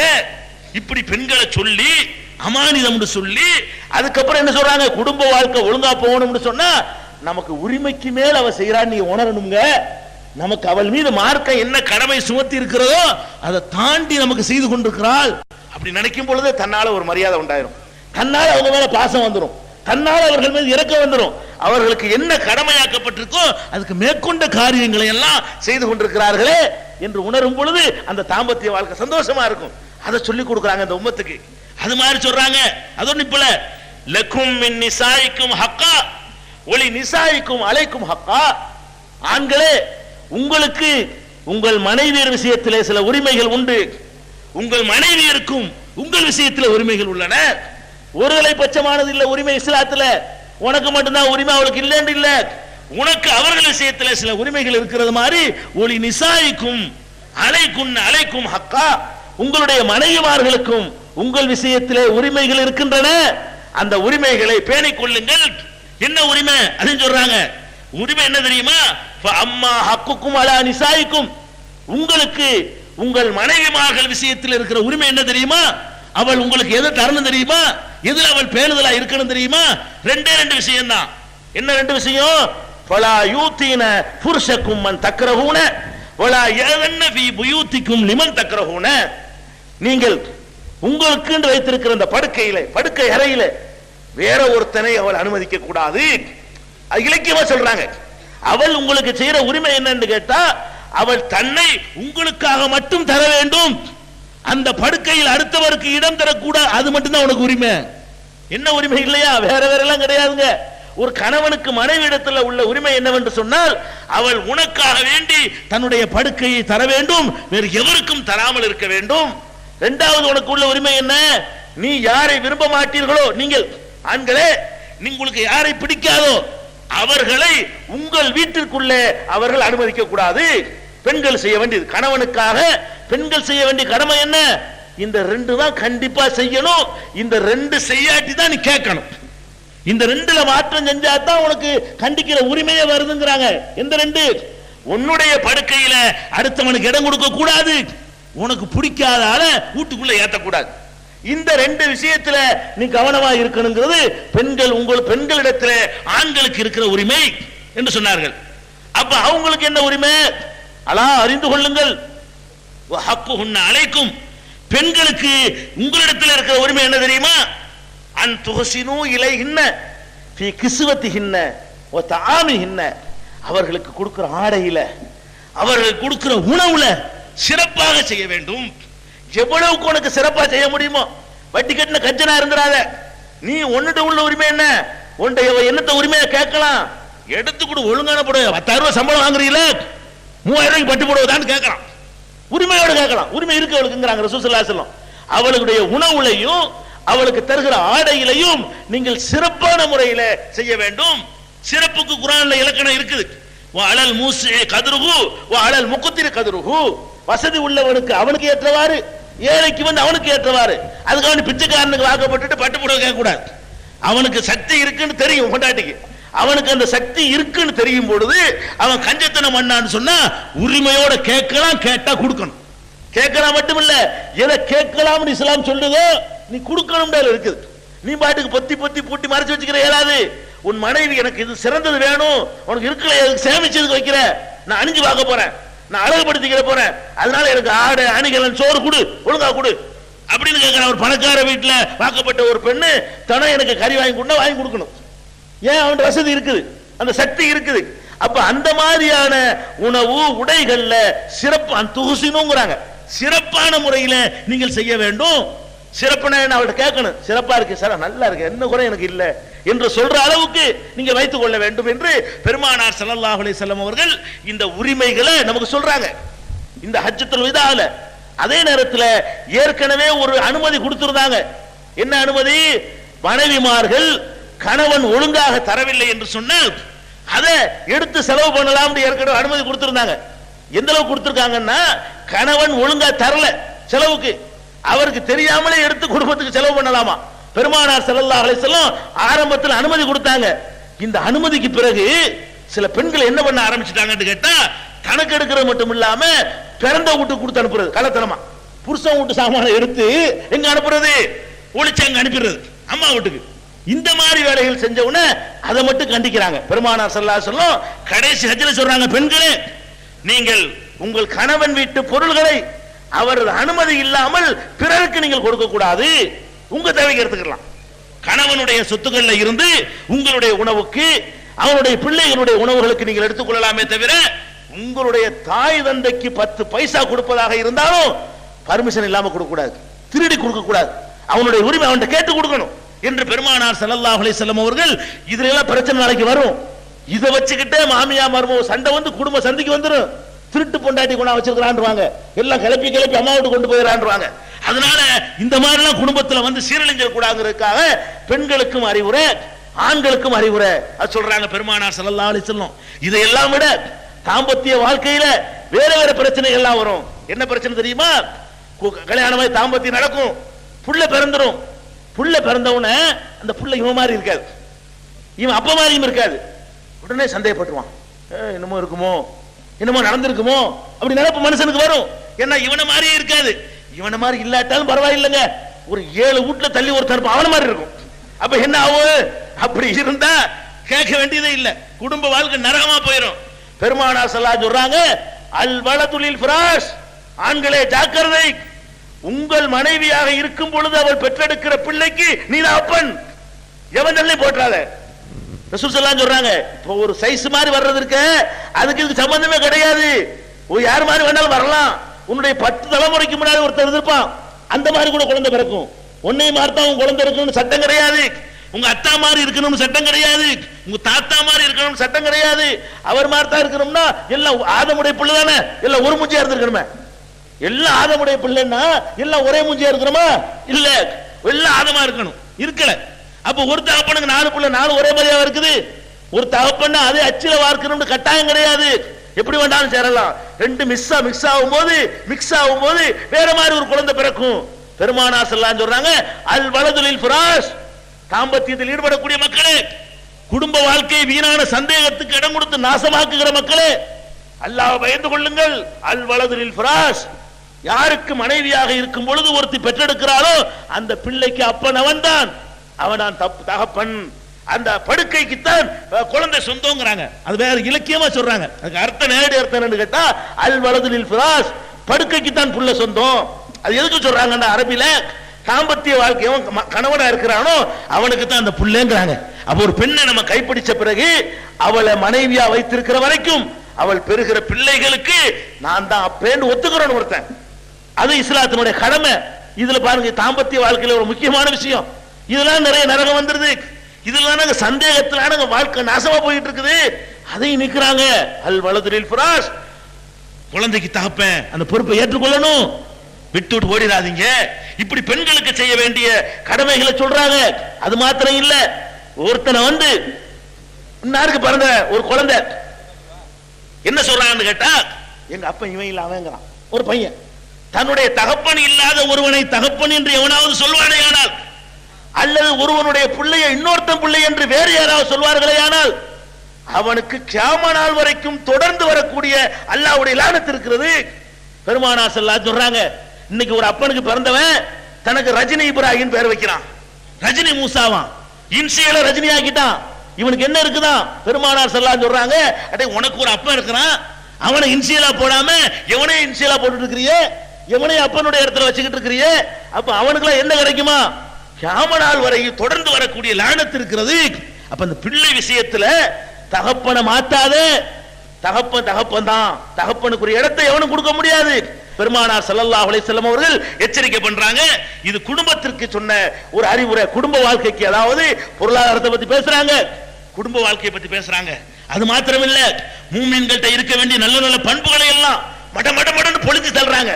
என்ன சொல்றாங்க பாருங்க, மூமின்கள்ட்ட இருக்க வேண்டிய பண்புகளை 23 வருஷம் அந்த போதனையை ஜூஸ் பண்ணி கொடுக்குறாங்க. எப்படி சொல்றாங்க? வஸஉஹ்பிருக்கும், இதோ உங்களுக்கு நான் சொல்கிறேன், நினைவுபடுத்துகிறேன். என்ன நினைவுபடுத்துகிறேன்? அல் முஸ்லிமு மன் சலிமல் முஸ்லிமூன மின் லிசானிஹி வ யதிஹி. முஸ்லிம் என்றால் யார் தெரியுமா? பேரை வச்சுக்கிட்டவனா, என்னுடைய உம்மத்துன்னு சொல்லிக்கிட்டவனா? இல்ல. முஸ்லிம் என்றால் யார் தெரியுமா? எவனுடைய கரத்தாலும் எவனுடைய நாவினாலும் பிறர் தொல்லை இல்லாமல் இருக்கிறார்களோ அவன் தான் முஸ்லிம். நீ முஸ்லிம் என்று சொன்னால் உன்னுடைய கரத்தால் அடுத்தவனுக்கு தொல்லை இருக்கக்கூடாது, உன்னுடைய நாக்கினால் அடுத்தவனுக்கு தொல்லை இருக்கக்கூடாது என்று எவன் நடக்கிறானோ அவன் தான் முஸ்லிம். பெருமானார் ஸல்லல்லாஹு அலைஹி வஸல்லம் முஸ்லிமுக்கு இலக்கணம் சொல்றாங்க. மூமின் யார் தெரியுமா? மூமின்ங்கறீங்களே, விசுவாசி. விசுவாசி யார் தெரியும் சொல்லிட்டு, அலா உஹ்பிருக்கும், மனில் மூமின், மூமின் என்றால் யார் என்று நான் உங்களுக்கு சொல்லட்டுமா? சொல்றாங்க ரசூல் ஸல்லல்லாஹு அலைஹி வஸல்லம் சொல்லிட்டு சொல்றாங்க, அல் மூமினு மன் அமினஹுன் நாசு அலா அம்பாலிஹிம் வ அன்ஃபுஸிஹிம். மூமின் என்றால் யார் தெரியுமா? யார் விஷயத்துல பணத்திற்கும் காசுக்கும் நம்புகிறார்களோ முஸ்லிம்கள். இவனா 1000 ரூபாய் 1000 கோடி கொடுத்து வைக்கலாம், தொட மாட்டான், அவன்தான் மூமின். மூமின் யாரு? காசு விஷயத்துல சுத்தமா இருக்கிறானே, எவ்வளவு நம்பலாம். இவனா யாரு முஸ்லிம் ஒப்படைக்கலாம், எடுக்க மாட்டான், இவன் யாரும் கொல்ல மாட்டான், யாருடைய பொருளுக்கு ஆசைப்பட மாட்டான், எத்தனை 1000 கோடியை கொடுத்தாலும் அப்படியே திருப்பி தருவானே, அவன் தான் மூமின். மூமின் பேர் வச்சா மூமினா? அப்துல் கார்னா மூமினா? இல்ல. மூமினுக்கு இலக்கணம் என்ன? மூமின் என்று சொன்னால் மற்ற மக்கள் இவனை நம்பணும். எதுக்கு நம்பணும்? பணத்துக்கு நம்பணும், பொருளுக்கு உசுருக்கு நம்பணும். இவன் வீட்டுக்கு பக்கத்தில் இருக்கலாமா, விஷத்தை குடிச்சு சாவடிச்சிருவானோ என்று நினைக்க கூடாது. இவனை நம்பலாம், இவனை நம்பி இவன் பக்கத்தில் பழக்கலாம், இவனை நம்பி இவன் கூட போகலாம், இவனை நம்பி இவனோட பிரயாணம் பண்ணலாம், இவனை நம்பி இவனுக்கு அடுத்த வீட்டில் குடியிருக்கலாம், இவனை நம்பி 1000 ரூபாய் கொடுக்கலாம் என்று உயிர் விஷயத்திலையும் உன்னை அடுத்தவன் நம்பணும், காசு விஷயத்திலையும் உன்னை அடுத்தவன் நம்பணும். அப்படி நடப்பவன் மூமின். ஜாக்கிரதை அறிந்து கொள்ளுங்கிறாங்க. அப்புறம் சொல்றாங்க, முஹாஜிர் ஹிஜ்ரத் பண்ணி வந்தாங்களே, மக்காவுல இருந்து தொடர்ந்து மதீனாவுக்கு போனாங்களே, அந்த ஹிஜ்ரத்தை பத்தி சொல்லும்போது சொல்றாங்க, அதெல்லாம் ஹிஜ்ரத். உண்மையான ஹிஜ்ரத் என்ன தெரியுமா? உல் முஹாஜிர், முஸ்லிம்களை தெரிந்து கொள்ளுங்கள், ஹிஜ்ரத் என்ற தியாக பயணம் செய்தவன் யார் என்று கேட்டால், மன் ஹஜரல் ஹதாயா வ துனூப், பாவங்களில் இருந்து எவன் ஹிஜ்ரத் பண்ணுகிறானோ, பாவங்களை எவன் வெறுத்து ஒதுக்குகிறானோ அவன்தான் முஹாஜிர், தியாக பயணம் செய்தவன். முஜாஹித், ஜிஹாது செய்தவன் யார் தெரியுமா? ஜிஹாதுங்கிறீங்களே, ஜிஹாது செய்தவன் யார் என்று சொல்லட்டுமா? அந்த ஹஜ்ஜத்துல்லாஹ் கேட்கிறாங்க, நீங்கள் எல்லாம் ஜிஹாது அர்வாலை எடுத்து வெட்டினவன, போர்க்களத்தில் கலந்துகிட்டவன முஜாஹித் நினைச்சிட்டு இருக்கிறீங்களா? இல்ல. முஜாஹித் யார்? மன் ஜாஹத நஃப்ஸஹு ஃபீ தாஅத்தில்லாஹ், அல்லாஹ்வுக்கு கட்டுப்பட்டு நடக்கிற விஷயத்திலே தன்னை வெல்பவன். கட்டுப்படாத நஃப்ஸ் சொல்லும், என்னுடைய நஃப்ஸ மனோ இச்சைய எவன் வென்றெடுக்கிறானோ அவன் முஜாஹிது. முதல்ல நீ போர் செய்ய வேண்டியது உன்னுடைய மனோ இச்சை இருக்கு பாரு, நஃப்சானியத்து. அந்த நஃப்சானியத்துக்கு எதிராக நீ போர் செய்து அதை வெல்ல வேண்டும் என்று பெருமானார் ஸல்லல்லாஹு அலைஹி வஸல்லம் சொன்னாங்க. அதே மாதிரி அந்த ஹஜ்ஜத்துல் விதாவுல தொழுகையை வலியுறுத்தினாங்க, நோன்பை யாவப்படுத்தினாங்க, ஜக்காத்து கொடுக்க சொன்னாங்க, தான தர்மங்களை வழங்க சொன்னாங்க, இன்னும் என்னென்ன நல்ல காரியங்கள் இருக்கோ அதையெல்லாம் விட்டுறாதீங்கன்னு சொன்னாங்க. பெரும்பாவங்களை தவிர்த்துக் கொள்ளுங்கள். மக்களே, நீங்கள் பெரும்பாவம் செஞ்சிடாதீங்க அப்படின்னாங்க. உடனே அங்க இருந்து குரல் வருது, அல்லாஹ்வுடைய தூதரே, பெரும்பாவம் மொட்டையா சொன்னா நாங்க எதை தவிர்த்துக்கிறது? இந்த உரை நிகழ்த்தும் பொழுது பெருமானார் ஸல்லல்லாஹு அலைஹி வஸல்லம், மக்களே நீங்கள் பெரும்பாவம் செய்யாதீங்க, சின்ன பாவம் மனுஷன் செஞ்சிருவான், பெரும்பாவத்தின் பக்கம் போவே செய்யாதீங்க அப்படிங்கிறாங்க.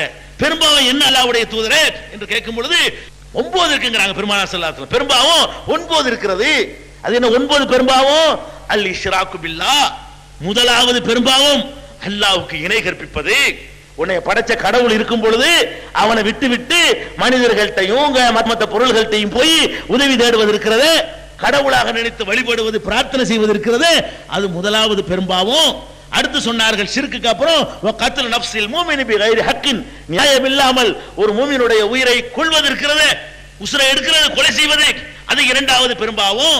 ஒ ஃபிராருன் யௌம ஸஹபி, போர்க்களத்திலே களத்திலே போருக்கு என்று போய்விட்ட பிறகு புறம் எதுகிட்டு ஓடுவது இருக்கிறதே, அது பெரும்பாவம்.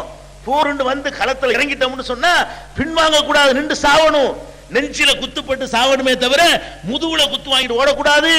அப்படி ஓடுவது பெரும்பாவம். களத்தில் இறங்கின பிறகு பின்வாங்கி ஓடுவது பெரும்பாவம் என்று பெருமானார் ஸல்லல்லாஹு அலைஹி வஸல்லம் சொன்னார்கள். அடுத்து 4வது சொன்னார்கள், வஅக்குலு மாலில் யதீம், ஒரு அனாதையின் சொத்தை தின்பது. எவன் சொத்தையும் திங்கிறது பாவம், அனாதை சொத்தை திங்கிறது பெரும்பாவம். ஆனால் நாதியற்று இருக்கிறான், கேட்க ஆள் இல்ல, உன்னை நம்பி ஒப்படைக்கப்பட்டிருக்க அந்த பொருள் அவனை விட்டுட்டு அப்பங்காரம் போயிட்டான், அவனை காப்பாத்தி உதவி செய்யணும்னு நினைக்கக்கூடிய நீ அவன் விட்டு சொல்றதெல்லாம் நீ கேளு கேட்காம தொலை. நபிகள் நாயகம் ஸல்லல்லாஹு அலைஹி வஸல்லம் கடைசியா சொன்னாங்களே, இந்த அறிவுரைகளையாவது வாழ்க்கையில கடைபிடிங்க போதும், ஜூஸ் மற்றதெல்லாம் தன்னால கொண்டு வந்துடும். பெருமானார் ஸல்லல்லாஹு அலைஹி வஸல்லம் என்னவெல்லாம் அந்த கடைசி ஊர்ல சொன்னார்களோ, அழுது சொன்னார்களோ, விடைபெற்று சொன்னார்களோ, இது அப்படியே ஆழமா இதயத்துல பதியணும். அனாதைகள் சொத்தை திங்காதே, கற்புள்ள பெண்கள் மீது பழி சுமத்திராதே, உக்கூக்குல் வாலிதைனி, பெற்றோர்களை நோவினப்படுத்திராதே, தாய் தந்தையரை வைத்துக் கொண்டு ஏண்டா இவனை பெற்றோன்னு நினைக்கிற மாதிரி நடந்துராதே, தாய் தந்தையர்களை பெற்றோர்களை புண்படுத்திராதே, நோவினப்படுத்தாதே, தொல்லைப்படுத்திராதே. அடுத்த பெரும்பாவம் அதை சொல்றாங்க. அதுக்கப்புறம் இஸ்திஹலாலுல் பைத்துல் ஹராம், பைத்துல் ஹராம் இருக்க இந்த புனிதமான ஆலயம், இந்த ஆலயத்திலே தடை செய்யப்பட்ட காரியத்தை இந்த ஆலயத்திலே செய்வது. அந்த ஆலயத்துக்குன்னு ஒரு தனி மரியாதை இருக்கு, காபத்துல்லாவுக்கு, ஹரம் ஷரீஃபுக்கு. அதுல சிலர் செய்ய புல் பொண்ணை பறிக்க கூடாது, பறவைகளை கூட கொல்லக்கூடாது என்றெல்லாம் தடை செய்யப்பட்ட அந்த புண்ணிய பூமியில நின்று கொண்டு அங்கேயே மீறுவது இருக்குத, அது ரொம்ப திமிரு வேணதுக்கு, ரொம்ப பெரிய பாவிதான் செய்ய முடியும். அப்ப பைத்துல் ஹராமுல போய்கிட்டு அந்த வேலையை செஞ்சிடாதே, அது உனக்கு ஹராமு, அதுவும் கூடாதுன்னுட்டாங்க. அப்ப பெருமானார் ஸல்லல்லாஹு அலைஹி வஸல்லம் அவர்கள் இந்த பெரும்பாவங்களை செய்யாமல் தொழுகை நிலைநாட்டி ஜகாத்தையும் கொடுப்பானேயானால் அவன் என்னோடு இருப்பான் உத்தரவாதம் தர்றாங்க. இந்த 9 பெரும்பாவத்தை விட்டுப்படு, அதோட தொழுகை நிலைநாட்டு ஜகாத்தை கொடு, என்னோட நீ சொர்க்கத்தில் இருப்ப, நீ நானும் ஒன்னா இருப்போம், ரெடியா கேட்கிறாங்க பெருமானார் ஸல்லல்லாஹு அலைஹி வஸல்லம். அப்ப எதை பெரும்பாவம் என்று எச்சரித்தார்களோ அதுகளிலிருந்து நம்ம என்ன செய்யணும், முழுமையாக விடுபடணும். இவ்வளவுதான் சொன்னாங்களா? அடுத்து உலகத்துக்கு வர்றாங்க, உலக சமுதாயத்தை பார்க்கிறாங்க. அந்த அக்கிரமங்களுக்கெல்லாம் சாவுமணி அடிக்கிற மாதிரி ஒவ்வொரு பிரகடனம், இதான் வரலாற்றுல பொன்னெழுத்துங்கிறான். இப்ப சொல்லக்கூடிய செய்திகள் தான் உலக வரலாற்றிலேயே பொன்னெழுத்துக்கள்ல பொறிக்கப்பட வேண்டிய செய்திகள் பிரகடனப்படுத்துறாங்க. எந்த சமுதாயம்? அரபிகள் சொன்னா மொழி வெறி பிடிச்சவன். எப்படிப்பட்ட வெறி? அடுத்த மொழி பேசுறவன கால்நடைகள் சொன்னான், அஜமின்னு சொன்னான், ஊமையர்கள் சொன்னான், பேச தெரியாதவர்கள் சொன்னான். அவனுடைய பார்வையில அரபி மட்டும்தான் மொழி, வேற எதுவும் மொழியே கிடையாது என்று நினைத்திருக்கிற அந்த மக்கள்கிட்ட சொல்றாங்க. அதே மாதிரி தோளுடைய நிறம் வெள்ளை வெள்ளைன்னு இருப்பான் அந்த அரபிகள், அதுல கொஞ்சம் பேர் நீக்குற கண்ணங்கரன்னு இருப்பான். வெள்ளையா இருக்கிறனால சிறந்தவனாகவும் கருப்பா இருக்கிறனால மட்டவனாகவும் நினைச்சுக்கிட்டு இருந்தான். அப்படியான நிறவெறி பிடித்த அந்த மக்கள்கிட்ட, குலவெறி பிடித்த அந்த மக்கள்கிட்ட, மொழிவெறி பிடித்த அந்த மக்கள்கிட்ட பிரகடனப்படுத்துறாங்க. என்ன படுத்துறாங்க? அறிந்து கொள்ளுங்கள், யா யுஹன்னாஸ், மக்களே, இன்ன ரப்பக்கும் வாஹிதுன், உங்களுடைய ரப்பு ஒருவன், இன்ன அபாக்கும் வாஹிதுன், உங்களுடைய தந்தை ஒருவன். உங்களுக்கு எப்படி ரப்பு ஒருவனோ உங்க அத்தனை பேருக்கு ஆதம் தான் தந்தை, அந்த ஒரு தந்தையிலிருந்து பிறந்திருக்கிறீர்கள், ஞாபகத்தில் வைத்துக் கொள்ளுங்கள். அலா, எச்சரிக்கிறேன், லா ஃபضل அரபியின் அலா அஜமியின், அரபு மொழி பேசக்கூடிய எவனுக்கும் அரபு மொழி பேசாதவனை விட ஒரு சிறப்பும் கிடையாது. மொழியின் அடிப்படையில் சிறப்பு இருக்கு நினைச்சிட்டு இருக்கிறியா? கிடையாது. லா ஃபضل அரபியின், உலகத்துல ஒரு மொழியை தாய்மொழியா கொண்டவன் எவன் இது சொல்ல மாட்டான். தமிழ் மொழியை தாய்மொழியா கொண்டவன் என்ன சொல்லுவான்? நம்ம தான் சிறந்தவம்மா, அப்படிதான் பேசியம்மா வாழ்க்கை நடத்த முடியும், அப்பதான் அரசியல் பண்ண முடியும். கல் தோன்றி மண் தோன்றா காலத்தே முன் தோன்றி மூத்த குடி தமிழ்மா, அப்படிதான் சொல்லுவான். தமிழன் என்ற ஒரு இனம் உண்டு, தனியே அதற்கு ஒரு குணம் உண்டு சொல்லி மொழி அடிப்படையில் பிரிச்சு காட்டியதான் அவன் தன்னை வளப்படுத்திக் கொள்வான். அரபு மொழியை தாய்மொழியா கொண்ட ஒருத்தர், அந்த மொழி மட்டுமே தெரிஞ்ச ஒருத்தர், அந்த மொழி மட்டுமே வேதத்தை பெற்ற ஒருத்தர் சொல்றாரு, டேய் ஏன் பாசன அரபி, அதுக்காக சிறப்பு கிடையாது. லா ஃபضل அரபியின் அலா அஜமியின், அரபு மொழி பேசுகிற எவனுக்குமே வேற மொழி பேசவன் மீது சிறப்பு கிடையாது. அதே மாதிரி சொல்றாங்க, உலாலி அஜமியின் அலா அரபியின், அதுக்காக வேற மொழி பேசுறவன் அரபியோட சிறந்தவனான்னு கேட்டா அதுவும் கிடையாது. எந்த மொழி பேசுபவனும் எந்த மொழி பேசுபவனை விட சிறந்தவன் இல்லை. மொழியில நீ சிறப்பு அளவுகள் பண்ணாதே, இவ்வளவு தெளிவா அடிக்கிறாங்க. இது சாதாரண பெரிய பெரிய அறிவாளிகளுக்கு விளங்காத தத்துவங்க. இந்த 20ஆம் நூற்றாண்டுல இவனுக்கு விளங்க மாட்டேங்க. பாருங்க, மொழியினால ஒருத்தனுக்கு சிறப்பு கிடைக்குமாங்க? பேசிட்டு காணுங்க. மலையாள மக்கள்கிட்ட போய் நம்ம தான் சிறந்தவன் அவன் நம்ப வச்சு போடுறான். தமிழ் மக்கள்கிட்ட நம்ம தான் சிறந்த இடம் நம்ப வச்சு போடுறான். கர்நாடகம் அவன்கிட்ட போய்கிட்டு நம்ம மொழி தான் சிறப்பு நம்ப வச்சு போடுறான். இந்தி பேசுறவன்ட்ட போய்கிட்டு இந்திக்கு நிகரா மொழி இல்ல நம்ப வச்சு போடுறான். பெருமானார் ஸல்லல்லாஹு அலைஹி சொல்றாங்க, கிடையாதுடா, கிடையவே கிடையாது. மொழி அடிப்படையில் எந்த சிறப்பும் கிடையாது. அதே மாதிரி சொல்றாங்க, ஒலா அஸ்வத அலா அஹ்மர், கருப்பா உள்ளவனுக்கு சிவப்பா உள்ளவனை விட சிறப்பு கிடையாது. ஒலா அஹ்மர அலா அஸ்வத, சிவப்பா உள்ளவனுக்கு கருப்பா உள்ளவனோட சிறப்பு கிடையாது. இல்லா பி தக்வா, தக்வாவின் மூலமே தவிர சிறப்பு இருக்குது. எப்ப இருக்குது? இந்த பாவங்கள் 9ஐ விட்டு விலகி நான் சொன்ன அறிவுரைப்படி கேட்டு அல்லாஹ்வை அஞ்சி நடந்தால் அவன் எந்த மொழி பேசினாலும் எந்த நிறத்தை கொண்டவனாக இருந்தாலும் அவன் சிறந்தவன். உலகத்தில் இந்த ஒரு பிரகடனத்தை மட்டும் அமல்படுத்தினால் உலக சகோதரத்துவம் வந்துடும். இந்த 20ஆம் நூற்றாண்டுல கூட அமல்படுத்த முடியல. தனிக்கோல கலர் அடிப்படையில் மேலை நாடுகள்ல பார்த்தோம், ஒரு டிவியில காட்டினான், கருப்பர் இனம்ங்கிற காரணத்துக்காக வேண்டி நாயை விட்டு கடிக்கிற காட்சியை பார்த்து கண்கலங்கணுமே. 20ஆம் நூற்றாண்டு காட்டு மிராண்டிகள் கூட தெரிந்து கொள்ள முடியாத செய்தியா இன்னைக்கு சொல்றாங்க. பாத்தீங்களா தொலைக்காட்சியில காட்டினானா, நாயை விட்டு நீக்குறோங்கிற கருப்பன்கிற காரணத்தினால வெள்ளை கலர்ல உள்ள போலீஸ்காரன் நாயை விட்டு கட்டிக்க விடுறான். அதை பார்க்கும் பொழுது கலங்காத கண்கள் இருக்க முடியாது. இப்படிப்பட்ட காட்டு மிராண்டிகள் இன்றைக்கு வரைக்கும் வாழ்ந்துகிட்டு இருக்கிறான். 1400 ஆண்டுகளுக்கு முன்னாடி காட்டு மிராண்டியா இருந்த ஒரு சமுதாயத்தில் போய் சொல்றாங்க, இல்ல கிடையாது, அரபிக்கு அஜமி மேல சிறப்பு இல்ல, சிவப்புக்கு வெள்ளை மேல சிறப்பு இல்ல, தெளிவான பிரகடனம் செய்யறாங்க. அது மாத்திரம் செய்யல, அடுத்து வர்றாங்க மூட நம்பிக்கை, மௌட்டிகம், என்னென்ன மௌட்டிகள் இருக்கிறதோ சொல்றாங்க. பெருமானார் ஸல்லல்லாஹு அலைஹி வஸல்லம் அலா எச்சரிக்கை பண்ணுகிறேன் உங்களை, ஓ இன்னக்குள்ள செய்யும் மின் அகலில் ஜாஹிலியா, அறியாமை காலத்து பழக்க வழக்கங்கள் நடவடிக்கைகள் என்னென்ன உள்ளதோ அத்தனையும் மூலூன் தகுத்த கதமைய ஹாத்தைனி, என்னுடைய 2 பாதத்தின் கீழே போட்டு மிதிக்கிறேன்ங்கறாங்க. பெருமானார் மூட நம்பிக்கையிலிருந்து இந்த சமுதாயத்தை மீட்டெடுக்க சொல்றாங்க. மக்களே, காலை தூக்கி காட்டி இந்த பாதங்களுக்கு கீழே போட்டு மிதிக்கிறேன். இந்த சமுதாயத்தில் இருக்கிற எல்லா மூட நம்பிக்கைகளையும், மோட்டிக பழக்க வழக்கங்கள் அத்தனையும் காலில் போட்டு மிதிக்கிறேன். பகுத்தறி உள்ள சிந்திக்கிற சமுதாயமாக நான் உங்களை மாற்றி இருக்கிறேன். மூட நம்பிக்கைகளுக்கு இடம் கொடுத்து விடாதீர்கள் என்று சொல்லி எல்லா மூட நம்பிக்கை, ஜோசியம், ஜாதகம், குறி பார்க்கிறது, நல்ல நாள் பார்க்கிறது, கெட்ட நாள் பார்க்கிறது, கொடி மரத்தை வணங்குறது, கழுதையை வணங்குறது, குதிரையை வணங்குறது, என்னென்ன மூட நம்பிக்கைகள் வச்சிருக்கிறியோ எல்லாத்தையும் காலில் போட்டு மிதிச்சுட்டேன்ட்டாங்க. ஒரே மிதியா மிதிச்சுட்டு போயிட்டாங்க. மிதிச்சதான் தூக்கி வச்சு கொண்டாடிக்கிட்டு இருக்கிற. அது மாத்திரம் சொல்லல, சில பிரகடனப்படுத்துறாங்க. சுப்ஹானல்லாஹ், இந்த உலகம் இன்னைக்கு தெரிந்து கொள்ள வேண்டிய செய்திகள் என்ன சொல்றாங்க தெரியுமா மக்களே? அறியாமை இன்னைக்கு புது சட்டம் வந்து விட்டது. என்ன சட்டம்? கொலை செஞ்ச தலையை சீவுறது. அதான் இப்ப சட்டம். நான் கொண்டு வந்த சட்டம் என்ன?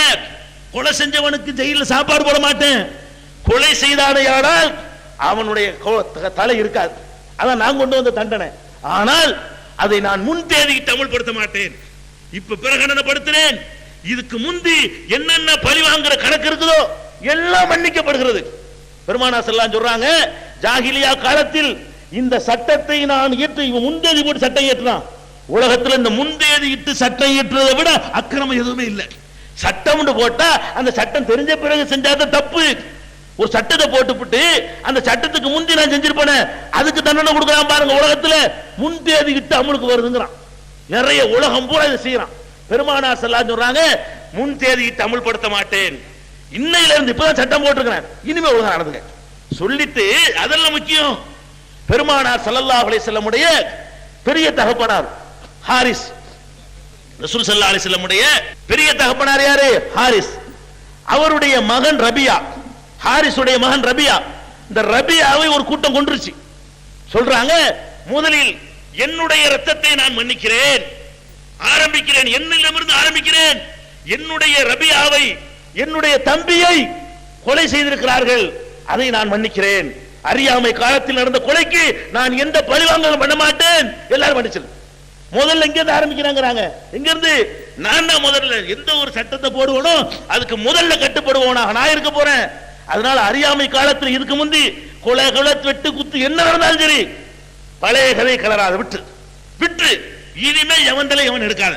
இதுக்கு முந்தி உள்ள எல்லாத்தையும் மன்னி. அதாவது சொல்லுதல் யாருக்கும் எளியவாம். எது சொல்றது எல்லாத்துக்கும் லேஸ்தானா? இது கஷ்டம்.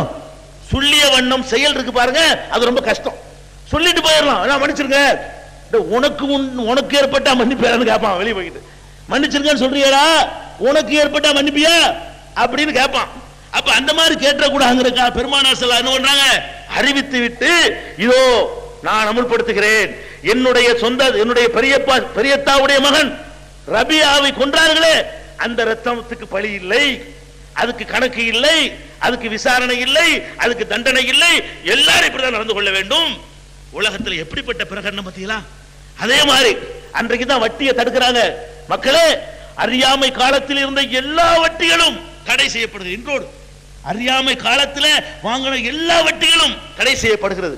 இதற்கு முன்னர் நீங்கள் வாங்கி இருந்தீர்களே ஆனால் அது உங்களுக்கு ஹலால். இதுக்கு முந்தி வாங்கின திருப்பி கொடுக்காத.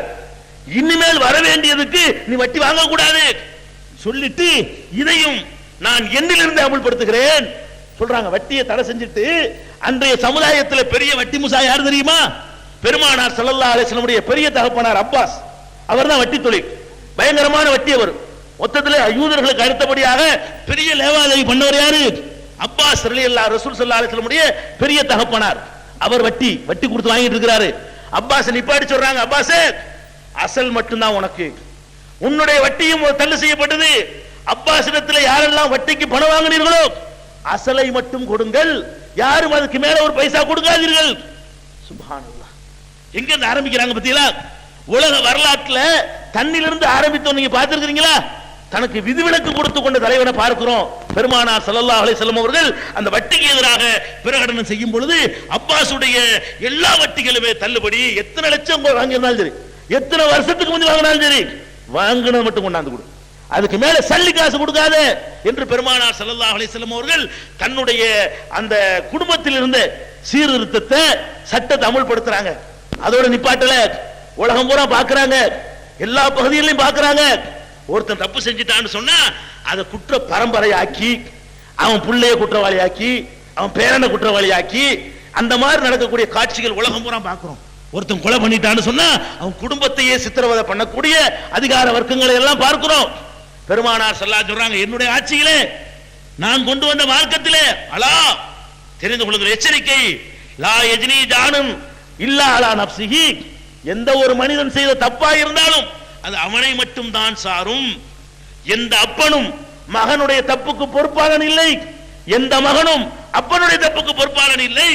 எவ்வளவு பெரிய தப்பா இருந்தாலும் சரி, தப்பு செஞ்சவனை தண்டிக்க முடிந்தால் தண்டிப்புமே தவிர தப்பு செய்யாதவனை நாம் தண்டிக்க மாட்டோம்.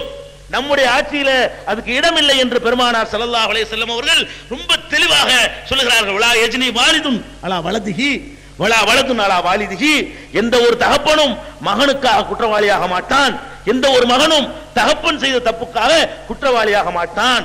அவனவன் செய்த தப்புக்குத்தான் நம்முடைய ஆட்சியிலே அவன் பொறுப்பாளியாக இருப்பான்.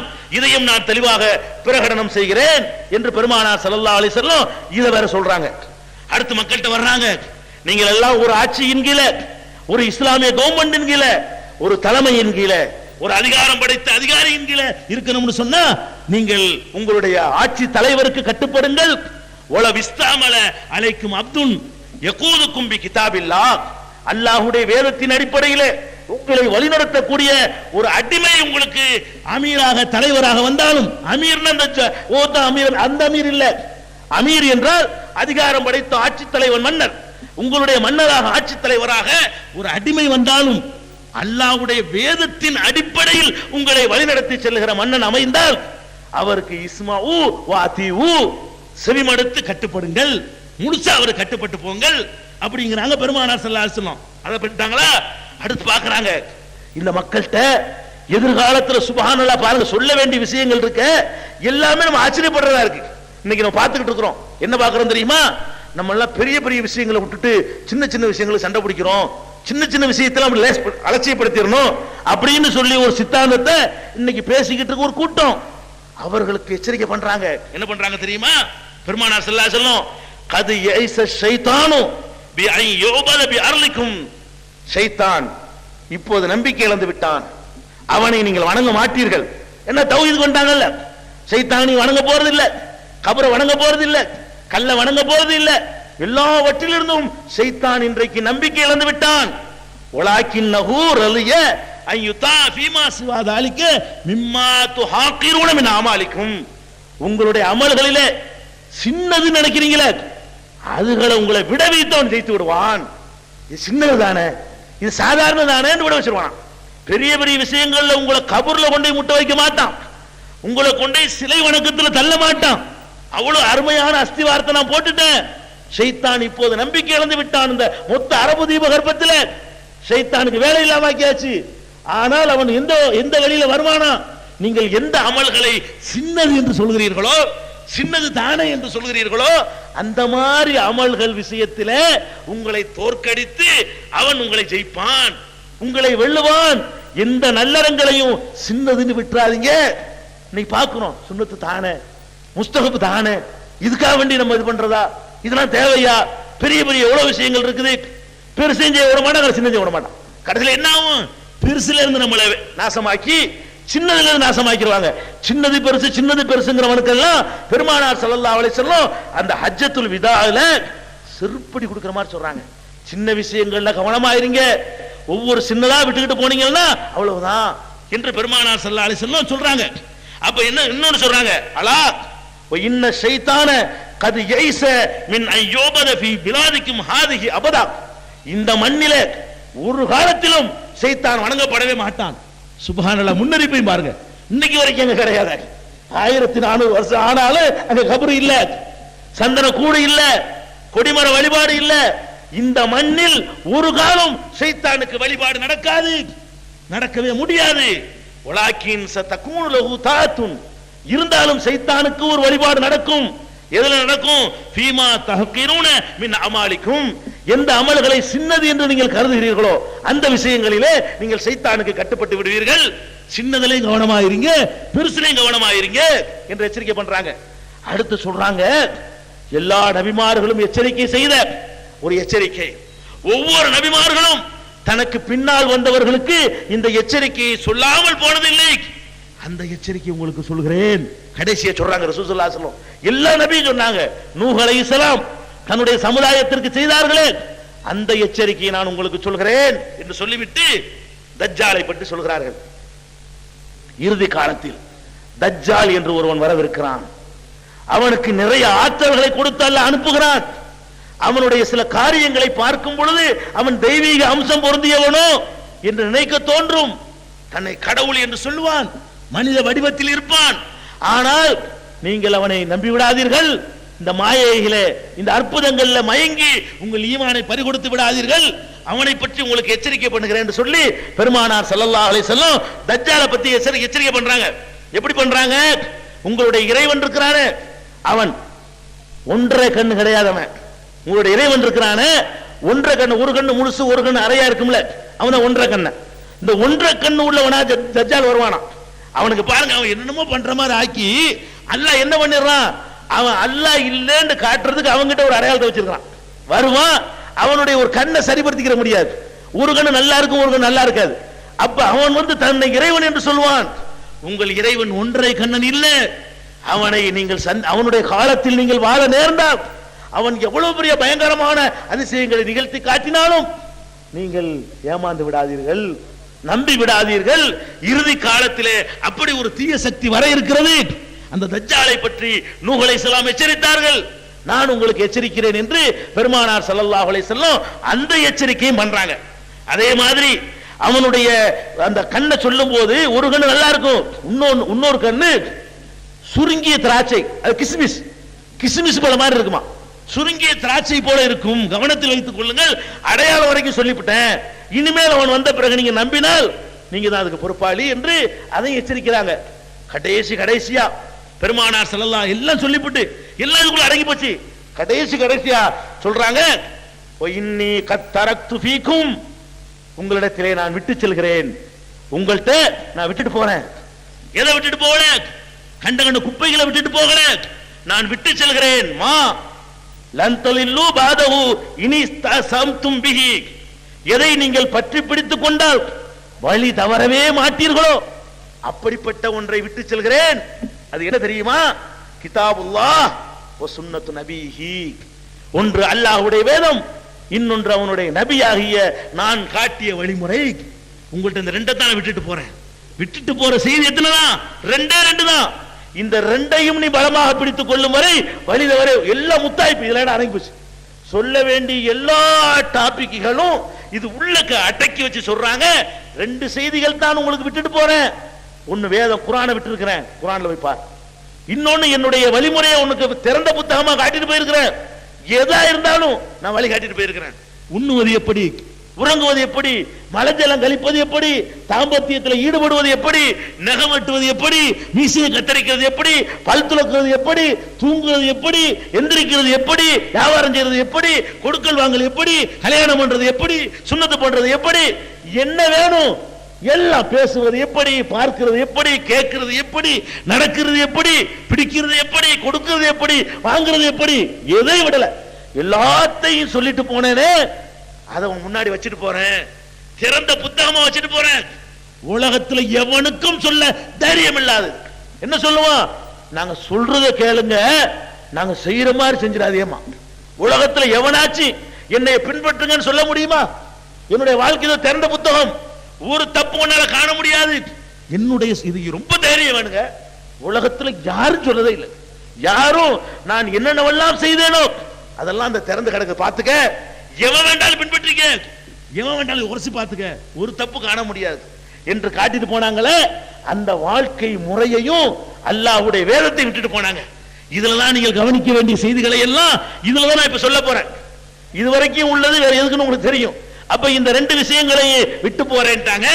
உங்களுடைய வாழ்க்கையில கொஞ்சம் உரசி பாருங்க, கேட்டுட்டு போகாம. பெருமானார் ஸல்லல்லாஹு அலைஹி வஸல்லம் உடைய வேதத்தில் உள்ளது என்ன? நபிகள் நாயகம் ஸல்லல்லாஹு அலைஹி வஸல்லம் சொன்னாங்களே, இறுதி வசியத்தாக கொடுத்துட்டு போனார்களே, அந்த இரண்டுக்கு ஒத்ததாக நம்முடைய நடவடிக்கையில் இருக்கிறதா? சிந்தித்து பார்க்க வேண்டும். நம்ம வாழ்க்கையில கடைபிடிக்கிற ஒவ்வொரு செய்திகளாக நீங்கள் எடுத்து பாருங்கள். முஸ்லிம் என்று சொல்லிக் கொள்கிறோம், தர்காக்களை போய் வழிபடுகிறோம். நபிகள் நாயகம் ஸல்லல்லாஹு அலைஹி வஸல்லம் அவர்களுடைய சுன்னத்திலேயோ திருமறை குர்ஆனிலேயோ இதற்கு அனுமதி இருக்கிறதா? ரெண்டையும் பலமாக பற்றி பிடித்து இருந்தால் இது வந்திருக்குமா? நபிகள் நாயகம் ஸல்லல்லாஹு அலைஹி வஸல்லம் உடைய சுன்னத் என்ன சொல்லுது? இடிச்சு தரமட்டமாக்குன்னு சொல்றாங்க பெருமானார் ஸல்லல்லாஹு அலைஹி வஸல்லம். மருமகன் அலி ரலியல்லாஹு அன்ஹு அழைத்து சொல்கிறார்கள், லா ததஹலல் கப்ரம் முஷ்ரிபன் இல்லா சவைதஹு, உயரமாக இருக்கிற எந்த சமாதியாக இருந்தாலும் தரைமட்டமாக்காமல் விடாதே என்கிறார்கள். நஹா ரசூலுல்லாஹி ஸல்லல்லாஹு அலைஹி வஸல்லம் யஜஸல் குபூர், சமாதிகள் பூசப்படக்கூடாது, சமாதிகள் கட்டப்படக்கூடாது. அப்ப அதுல உரசுறோம், இது ரசூல் ஸல்லல்லாஹு அலைஹி வஸல்லம் கொண்டு வந்தது இல்ல. அதே மாதிரி முஸ்லிம் என்று சொல்லிக் கொள்கிறோம், தாயத்து போடுகிறோம். முஸ்லிம் என்று சொல்லுகிறோம், பேய்களை நம்புகிறோம். முஸ்லிம் என்று சொல்லுகிறோம், தண்ணீரை ஊதி குடிக்கிறோம். முஸ்லிம் என்று சொல்லுகிறோம், தட்டிலை எழுதி யாரோ தருவதை கரைத்து குடிக்கிறோம். முஸ்லிம் என்று சொல்லுகிறோம், என்னென்னவோ மூட தகடுகளை வாங்கி பதிய வைத்துக் கொள்கிறோம். இதெல்லாம் குர்ஆன்ல இருக்கிறதா? ரசூல் ஸல்லல்லாஹு அலைஹி வஸல்லம் விட்டுட்டு போனாங்களே, அறியாமை காலத்து பழக்க வழக்கத்தை எல்லாம் காலில் விட்டு மிதிச்சாங்களே, அந்த மிதித்த பழக்க வழக்கங்களை எல்லாம் எடுத்துக்கொண்டு நீங்கள் இஸ்லாமிய முத்திரையை குத்தி லேபிளை ஒட்டி நீங்கள் ஏமாந்து கொண்டிருக்கிறீர்கள். தாயத்துகளுக்கு நபிகள் நாயகத்தின் அனுமதி இல்ல. மன் தல்லக தமீமத்தன் ஃபகத் அஷ்ரக், யார் தாயத்தை தொங்க விடுகிறானோ அவன் இரண்டு இறைவனை நம்பி விட்டான், அல்லாஹ்வுக்கு இணை கற்பித்து விட்டான்ங்கறாங்க. தாயத்துக்கு அனுமதி இல்ல, தட்டுக்கு அனுமதி இல்ல, கரைச்சு குடிக்க அனுமதி இல்ல, நூல் முடிய அனுமதி இல்ல. இவற்றை எல்லாம் இஸ்லாத்தின் பெயரால நம்ம செஞ்சுக்கிட்டு இருக்கிறோம். பேயை நம்ப முடியுமா ஒரு முஸ்லிம்? முஸ்லிம்னு சொல்லிக் கொண்டு பேயை நம்புறீங்க. இறந்து போன யாரும் இந்த உலகத்துக்கு திரும்ப வர முடியும் நினைச்சா அல்லாஹ்வுடைய கட்டுக்காவல் பலவீனம் நினைக்கிறீங்களா? அல்லாஹ் தன்னுடைய கைவசத்துல இறுக்கமா பிடிச்சு வச்சிருக்கிறான். அல்லாஹு யதவஃபல் அன்ஃபுஸ ஹீன மௌத்திஹா, மௌத்தாகும் பொழுது எல்லா நஃப்ஸுகளையும் அல்லாஹ் தன் கை பொறுப்பில் வைத்திருக்கிறான். அல்லாஹ்வுடைய கண்ட்ரோல்ல முன்கர் நக்கீருடைய பாதுகாப்பில் இருக்கக்கூடிய உயிர்கள் தப்பி வந்து அல்லாஹ் இருந்து சிறையில இருந்து தப்பிச்சு வந்து மனிதர்கள்ட்ட மேலாடுது நினைக்கிறீங்களே, பேயை நம்புறீங்களே, இது எந்த மார்க்கத்தில் உள்ளது? குர்ஆன்ல உள்ளதா? ஒரு முஸ்லிம் பேயை நம்புனான்னு சொன்னா அவன் முன்கர் நக்கீரை நம்பல, கபரை நம்பல, அங்க வேதனை செய்யப்படுறத நம்பல, அங்க நல்லடியார்கள் இன்பமாக அனுபவிச்சுட்டு இருக்கிறாங்களே அதை நம்பல, அல்லாஹ்வுடைய கஸ்டடியை நம்பல. அப்ப அதுகள உரசி பார்க்கிறோம், அதுல நம்ம வீக்கா இருக்கிறோம். நம்முடைய ஒவ்வொரு செயலா நீங்க எடுத்து பாருங்க. மௌலிது ஓதுறீங்க, இஸ்லாத்துல உண்டா? பெருமானார் ஸல்லல்லாஹு அலைஹி வஸல்லம் 12ல மௌலிது ஓதுங்கன்னு சொன்னாங்களா? எல்லாத்தையும் சூஸ் பண்ணி சொன்னாங்களே. இந்த 23 வருஷ பிரச்சாரம் சூஸ் பண்ணி சொன்னாங்களே, அதுல நீங்கள் 12க்கு 12க்கு மௌலிது ஓத தவறாதீர்கள், ரபியுல் ஆகிர் மௌலிது ஓதுங்கள், ஹசன் ஹுசைன் மௌலிது ஓதுங்கள் சொன்னார்களா? இதெல்லாம் தொழிலுக்காக வியாபாரத்துக்காக எங்களை மாதிரி ஆட்கள் உருவாக்கி கொண்டது. பெருமானார் ஸல்லல்லாஹு அலைஹி வஸல்லம் தொழ சொன்னார்கள், நோன்பு வைக்க சொன்னார்கள், மௌலிது ஓத சொல்லல. 300 வருடத்திற்கு முன்னால் தமிழகத்திலே உள்ள சில பேர் எழுதின பாட்டு தான் மௌலிது, ரசூலுல்லாஹ் சொன்ன பாட்டு இல்ல. 300 ஆண்டுகளுக்கு முன்னாடி தமிழகத்தில் இருக்கிற சில மௌலவிமார்கள் எழுதின பாடல்களை மௌலிதுன்னு ஓதுறீங்க, கத்தங்கிறீங்க, பாத்தியாங்கிறீங்க, பூரியாம் பாத்தியாங்கிறீங்க, விறகு வெட்டி கிஸ்ஸாங்கிறீங்க. இதெல்லாம் எந்த மார்க்கத்தில் இருக்கு? எந்த குர்ஆன்ல இருக்குது? உரசி பார்க்கணும். எந்த ரெண்டை விட்டுட்டு போனாங்களோ, ஒரு முஸ்லீம் தன்னுடைய நடவடிக்கை சரியான்னு பார்க்கிறதா இருந்தா குர்ஆன்ல போய் பார்க்கணும். குர்ஆன்ல இருக்குதா செய்வோம், ரசூல் ஸல்லல்லாஹு அலைஹி வஸல்லம் சொன்னாங்களான்னு பார்க்கணும், இருந்தா செய்வோம், இல்லையா தூக்கி கடாசு கால்ல போட்டு மிதி. பெருமானார் ஸல்லல்லாஹு அலைஹி வஸல்லம் மிதிச்ச மாதிரி மிதிக்கணும். ஒரு பாத்தியாவா அதுக்கு மேக்கட்டு கட்டி என்னென்னமோ சொல்லி அதை ஓதுனா பணக்காரன் ஆயிரலாம், விறகு வெட்டி கிஸ்ஸா அதை படிச்சா பணக்காரன் ஆயிரலாம். இது எங்க இருந்து கத்துக்கிட்ட பாடம்? பூரியாம் பாத்தியா இஸ்லாத்துல உண்டா? கிடையாது. மூணாம் பாத்தியா உண்டா? ரசூல் ஸல்லல்லாஹு அலைஹி வஸல்லம் தன்னுடைய மகள் மௌத்தா போனாங்களே ருக்கையா, மூணாம் பாத்தியா ஓதுனாங்களா? 7 ஓதுனாங்களா 40 ஓதுனாங்களா? அவங்களுடைய சின்னப்பா ஹம்சா மௌத்தா போனாங்களே அதுக்கு ஓதுனாங்களா? ரசூல் ஸல்லல்லாஹு அலைஹி வஸல்லம் மௌத்தா போன பிறகு சஹாபாக்கள் ஓதுனாங்களா? எங்க இருந்து கத்துக்கிட்டீங்க இதெல்லாம்? திரி தவசம்னு சொல்லி பிற சமுதாய மக்கள் சொல்றது காப்பி அடிச்சுக்கிட்டீங்களே தவிர இஸ்லாத்துல எந்த குர்ஆன்ல இருக்கு ஆதாரம்? எந்த ஹதீஸ்ல இருக்கு ஆதாரம்? பெருமானார் ஸல்லல்லாஹு அலைஹி வஸல்லம் காட்டி தராத இந்த கத்தம் பாத்தியாக்கள் எடுபடணும், மௌலிதுகள் எடுபடணும், தாயத்து தட்டுகள் எடுபடணும், எல்லா வித சகுனம் பார்க்கிறது எடுபடணும், ஜோசியம் பால் கித்தாப் பார்க்கிறது எடுபடணும், நாள் நட்சத்திரம் பார்க்கிறது எடுபடணும். என்னென்ன மூட நம்பிக்கைகள் இருக்கிறதோ சகுனம் பார்க்க கூடாது, நாள் நட்சத்திரம் பார்க்க கூடாது, சபர் மாசம் பீட கிடையாது, இப்படி என்னென்னவெல்லாம் இருக்கிறதோ எல்லாமே குர்ஆன்ல இல்லாதது, பெருமானார் ஸல்லல்லாஹு அலைஹி வஸல்லம் சொல்லாதது. இவற்றை எல்லாம் உரசி பார்த்து அல்லாஹ் சொன்னபடி இருக்குதா, அல்லாஹ்வுடைய ரசூல் சொன்னபடி இருக்குதான்னு பாருங்க. நீங்க இஸ்லாத்தை போய் சொல்ல வேண்டியது இல்லைங்க, நீங்க நடந்து காட்டுங்க. வரும் கூட்டம் கூட்டமா வரும், கூட்டம் கூட்டமாக இந்த மக்கள். அல்லாஹ் சொல்றானே இதா ஜா நஸ்ருல்லாஹி வல் ஃபத்ஹ், அல்லாஹ்வுடைய உதவியும் வெற்றியும் வரும் பொழுது வரைத الناس يدخلون في دين الله افواجا, அல்லாஹ்வுடைய மார்க்கத்திலே கூட்டம் கூட்டமாக மக்கள் நுழைவதை காணும் பொழுது ஃபஸப்பிஹ் பிஹம்தி ரப்பிக, உமது இறைவனுடைய புகழை பாடுன்னு அல்லாஹ் சொல்றானே. அப்படி கூட்டம் கூட்டமாக வரக்கூடிய காட்சியை உங்கள் கண்ணால் பார்ப்பீர்கள். எப்ப பார்ப்பீங்க? இந்த மௌட்டிக பழக்க வழக்கங்களை எல்லாம் உங்கள் கால்களுக்கு அடியிலே போட்டு மிதிக்க வேண்டும். பெருமானார் ஸல்லல்லாஹு அலைஹி வஸல்லம் அவர்கள் தம்முடைய கடைசி ஹஜ்ஜிலே விடைபெறுகிற ஹஜ்ஜிலே போட்டு மிதித்தார்களே, ஜாகிலியத்தான எல்லா காரியங்களையும் என் காலடியில் போட்டு மிதிக்கிறேன்டாங்களே, மிதிச்சு காட்டு. அப்படி பார்ப்பான், அதிசயமா பார்ப்பான். இப்படி ஒரு மார்க்கமா, இப்படி ஒரு நெறியா, இப்படி ஒரு தத்துவமா, மனுஷனை பண்படுத்துறதுக்கு இப்படி ஒரு வழி இருக்குதா என்று பார்த்தார்களே. ஆனால் கூட்டம் கூட்டமாக இந்த மார்க்கத்தை நோக்கி வருவார்கள், கவரப்படுவார்கள். இதன் கவனத்தில் வைத்துக் கொள்ளணும். உங்களுடைய கொடுக்கல் வாங்கல் குர்ஆன் படி இருக்குதா? இந்த நம்பிக்கை தான் இப்படி இருக்குது. கொடுக்கல் வாங்கல் குர்ஆன் படி இருக்குதா? உங்களுடைய வியாபாரத்தில் மோசடி இருக்கிறது. கொடுக்கல் வாங்கல்ல எந்த மோசடி இருக்க கூடாது. உள்ள ஒண்ணு வச்சு வெளியே ஒண்ணு காட்டுறது கூடாது. மாட்டை கிணத்துல போட்டுட்டு குளத்துல போட்டுட்டு விலை பேசக்கூடாது. எடுத்து காட்டணும். மரத்தை காட்டி இதுல எவ்வளவு உற்பத்தி ஆகுதோ அதை விக்கிறேன்னு சொல்லக்கூடாது. மரத்துல காய் உற்பத்தி ஆனோம் தேங்காய் எண்ணி தான் விற்கணும். இந்த மரத்துல என்ன உற்பத்தி ஆகுதோ அதையெல்லாம் உனக்கு 1000 ரூபாய்க்கு தரேன்னு விற்க முடியாது. இந்த குளத்துல எவ்வளவு மீன் கிடக்குதோ அதையெல்லாம் 1000 ரூபாய்க்கு தரேன்னு விற்க முடியாது. மீனை வெளியேறா எத்தனை கிலோ, கிலோக்கு எவ்வளவு என்று விற்கணும்னு சொல்லக்கூடிய ஒரு மார்க்கத்துல நீங்க என்ன பண்றீங்க? உள்நாட்டு பொருள் வெளிநாட்டு பொருள் சொல்லி உள்நாட்டு பொருளை விற்கிறீங்க, டூப்ளிகேட்டை விற்கிறீங்க, கலப்படம் பண்றீங்க, தேங்காய் எண்ணெய் ஒயிட்டால விற்கிறீங்க, நல்லெண்ணெய் சொல்லி விளக்கெண்ணெய் விற்கிறீங்க. இப்படி எத்தனையோ கலப்படங்கள். மஞ்சத்தூள் சொல்லி சிமெண்ட் தூளை கலந்து செங்கத்தூளை கலந்துக்கிறீங்க, செங்கக்கல்ல மிளகாயில செங்கத்தூளை கலந்து போடுறான் சொல்றான். அரிசியில கல்ல கலக்குறீங்க, மிளகுல போய்கிட்டு அதை என்னமோ கலக்குறீங்க, சீரகத்துல போய் சதவப்பைய கலக்குறீங்க. இப்படி ஒவ்வொரு பொருளையும் ஒவ்வொரு பொருளை கலப்படம் பண்ணி விற்கிறீங்களே. இது குர்ஆன்ல உள்ளதா? இது ஹதீஸ்ல உள்ளதா? அளவு நிர்வாகிகள்ல மோசடி செய்றீங்களே, இதெல்லாம் இந்த வசியத்துல வராதா? அடுத்தவருடைய பொருளுக்கு ஆசைப்படான்னு சொன்னாங்களே இறுதி வசியத்துல, அவனா விரும்பி தர்றதா ஹலால்னாங்களே.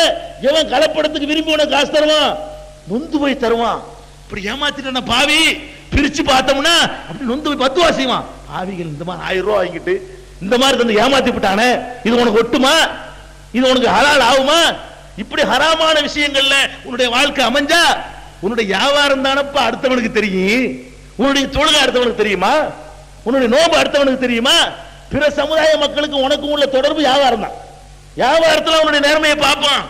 இன்னும் சொல்ல போனா இந்தியாவில் இஸ்லாம் வியாபாரிகள் மூலமா தானே வளர்ந்துச்சு. இந்த வியாபாரிகள் இருந்தா இஸ்லாத்தை அன்னைக்கு ஓடி போயிருப்பான். அந்த வியாபாரிகளை தானே வந்தாங்க, குதிரை வியாபாரம் பண்ணி வந்தாங்க, சரக்குகளை கொண்டாந்து இறக்குனாங்க. அவர்களுக்கு தமிழ் மொழியே தெரியாது. வியாபாரத்தில் காட்டின நேர்மை, அந்த சுத்தம், அந்த கரெக்டான எடை, கரெக்டான அளவு, பொய் சொல்லாதது எல்லாம் பாக்குறாங்க. இப்படி ஒரு வழி, இந்த மாதிரி ஒரு கூட்டம் இருக்கடா. இந்த அசந்து போய் இஸ்லாத்துல நம்ம அப்பம் பாட்டம் சேர்ந்தாங்களே தவிர பெரிய பெரிய சொற்பொழிவுகளை கேட்டு சேரல. அப்ப இந்த கொடுக்கல் வாங்கல்ல சுத்தமா இருக்கணும். நேர்மை. ரமலான் மாதத்துல பெருமானார் ஸல்லல்லாஹு அலைஹி வஸல்லம் கடைசி உரையை கேட்ட பிறகாவது இன்னையில இருந்து இந்த ஹராமான வழியில எனக்கு 10 பைசா வேண்டாம், அல்லாஹ் ஹலால் ஆக்கினது மட்டும்தான் எனக்கு வேண்டும். அல்லாஹ் பரக்கத்து செய்யறவன், அல்லாஹ் ரிஸ்க் தர்றவன், எந்த கலப்படத்தின் மூலமா அவனை அள்ளி கட்டிட முடியாது.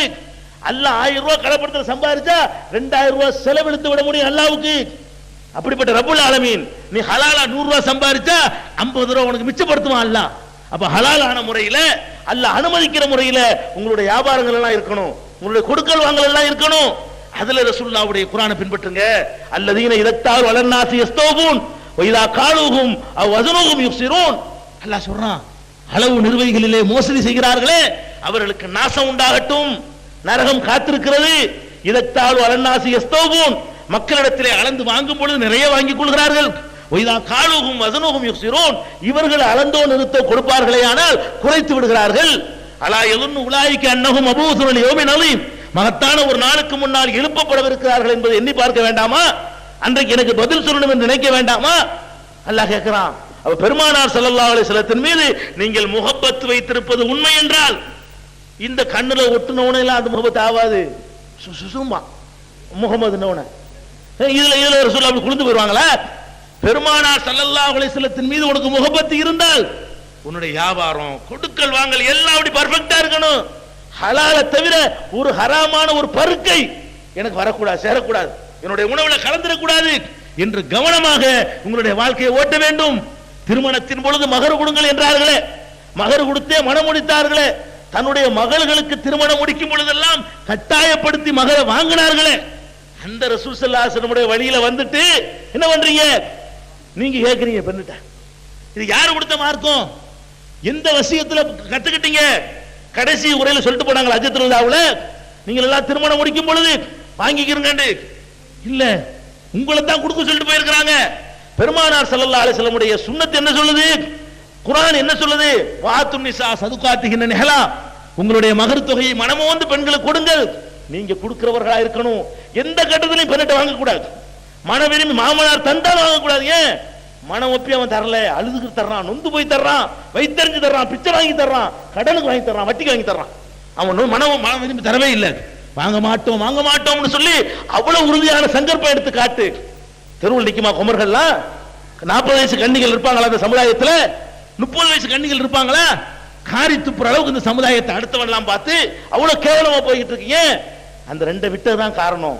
எல்லாத்துக்கான அளவுகோல், கல்யாணமா, கர்மாதியா, கொடுக்கலா, வாங்கலா, தொழுகையா, நோம்பா, எதுவா இருக்கட்டும், எல்லாத்திலையும் அந்த முஹம்மது ஸல்லல்லாஹு அலைஹி வஸல்லம் அவர்களுடைய வழிகாட்டுதல் என்ன சொன்னாங்க? நகமற்றதா? ரசூலுல்லாஹ் சொன்னபடி நான் வெட்டுவேன். மீசையை கத்தரிக்கணுமா? ரசூலுல்லாஹ் சொன்னபடி. ஒண்ணுக்கு இருக்கிற வரைக்கும் கேள்வி பண்ணாங்க யூதர்கள்லாம், என்னப்பா உங்க நபி வந்து ஒண்ணுக்கு இருக்கிறத பத்தி எல்லாம் சொல்லி தர்றாராம்ல? அவர் சொல்றாரு அந்த சஹாபி பெருமையோட, வெளிக்கு இருக்கிறதுன்னு சொல்லி தர்றாங்க. என்ன நல்லதான சொல்லி தர்றாரு? நின்றுகிட்டு மோண்டு எல்லா பக்கம் தெரிக்கிறத விட உட்கார்ந்து சிறுநீர் கழின்னு சொல்ற தப்பா? சிறுநீர் கழிச்ச பிறகு கழுவி சுத்தப்படுத்துன்னு சொல்ற தப்பா? எவன் சொல்லி தந்தா? அவங்க சொல்லி தந்தது மாதிரிங்க எவனும் உலகத்துல சொல்லி தர முடியாது. அப்படி எல்லாத்தையும் பார்த்தாங்க, எல்லாத்துலயும் அழகான ஒரு வாழ்க்கையை தந்துட்டு போயிருக்கிறாங்க. அப்ப சில விஷயங்கள்ல மாத்திரம் நமக்கு எதுக்கு இஸ்லாம் தேவைப்படுது? சொத்து பிரிக்கும் போது மட்டும் கேட்பான், குர்ஆன் படி எங்களுக்கு எவ்வளவு கிடைக்கும், பாகப்பிரிவினைக்கு மட்டும். வேற எதுக்காக நீ மார்க்கத்தை யோசிச்சு பார்த்திருக்கியா? எதுக்காச்சும் சொல்லி பாரு, இந்த மார்க்கம் உனக்கு எப்ப தேவைப்படும்?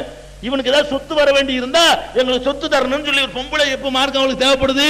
இஸ்லாத்துல பெண்களுக்கு உரிமை இருக்குல்ல, அதை வாங்கும் போது மட்டும் ஒரு பொம்பளைக்கு இஸ்லாம் தேவைப்படுது. ஒரு ஆம்பளைக்கு அண்ணங்கால சொத்துல அவருக்கு தம்பி கொடுக்கல, தம்பிக்கு எப்ப இஸ்லாம் தேவைப்படுது? இந்த சொத்துக்கு மாசம் பத்தா கேக்குறது. இதுல மட்டும் கேக்குறீங்க, தொழுகைக்கு, நோம்புக்கு, ஜக்காத்துக்கு, ஹஜ்ஜுக்கெல்லாம் இல்லையா? இந்த ஜக்காத்தை நீங்க ஒழுங்கா கொடுத்தீங்களா? நான் கேட்கிறேன், ஜக்காத்தை ஒழுங்கா கொடுத்தவங்க எத்தனை பேர் இருக்கிறீங்க? நீ எவ்வளவு சம்பாதிக்கிற, எவ்வளவு நாள் சம்பாதிக்கிறது அனுமதிக்கிறான் அல்லாஹ். எந்த பாவமும் இல்ல, கோடி கோடியா சம்பாதிச்சுக்க. வேற வேற மார்க்கத்துல எல்லாம் பணத்தை தொடாதேமா, நடக்காத காரியத்தை சொல்லுவான். அவன் சாமியார்கள் அழிட்டு போயிருவான். ஆசை அருமின், ஆசை அருமின், ஈசனோட ஆயினும் ஆசை அருமின்மா, ஆசை அறுத்துரு, ஆசை அறுத்துருமா. ஆசை உன்னை அறுக்க சொல்லல, நல்லா சம்பாரி, கோடீஸ்வரன் ஆகு. எத்தனை 10 கோடீஸ்வரன் வேண்டாம் ஆகு, 1000 கோடி வேண்டாம் கொண்டுட்டு போ. யார் இஸ்லாம் தடையே செய்யல, எந்த ஊரு உனக்கு தடையும் பண்ணல. என்ன பண்ணுது? ஒரு 2.5% கொடுத்துருப்பா. உன்னுடைய ப்ராப்பர்ட்டிஸ்ல இருந்து, உன்னுடைய சொத்துல இருந்து, உன்னுடைய இருக்கிற காசுல இருந்து, தங்கத்துல இருந்து, உனக்கு இருக்கிற பில்டிங்ல இருந்து ஒரு 2.5% அடுத்தவங்களுக்கு ஏழைகளுக்கு கொடுத்துரு, கம்பல்சரியா கொடுத்துரு. 100க்கு 2 கொடுக்க உனக்கு வரலன்னா என்ன நீ மார்க்கத்தில் இருக்கிற? எல்லாத்தையும் அல்லாஹ் கேட்கிறான். எவ்வளவு சம்பாதிச்சாலும் உனக்கு அல்லாஹ் ஹலால் ஆக்கி எவ்வளவு வேண்டாம் அனுபவிச்சுக்க, எந்த கொஸ்டின் வராது. சுலைமான் நபி அனுபவிக்கலையா? சுலைமான் நபிக்கு என்னென்னவோ கொடுத்தான் அல்லாஹ்.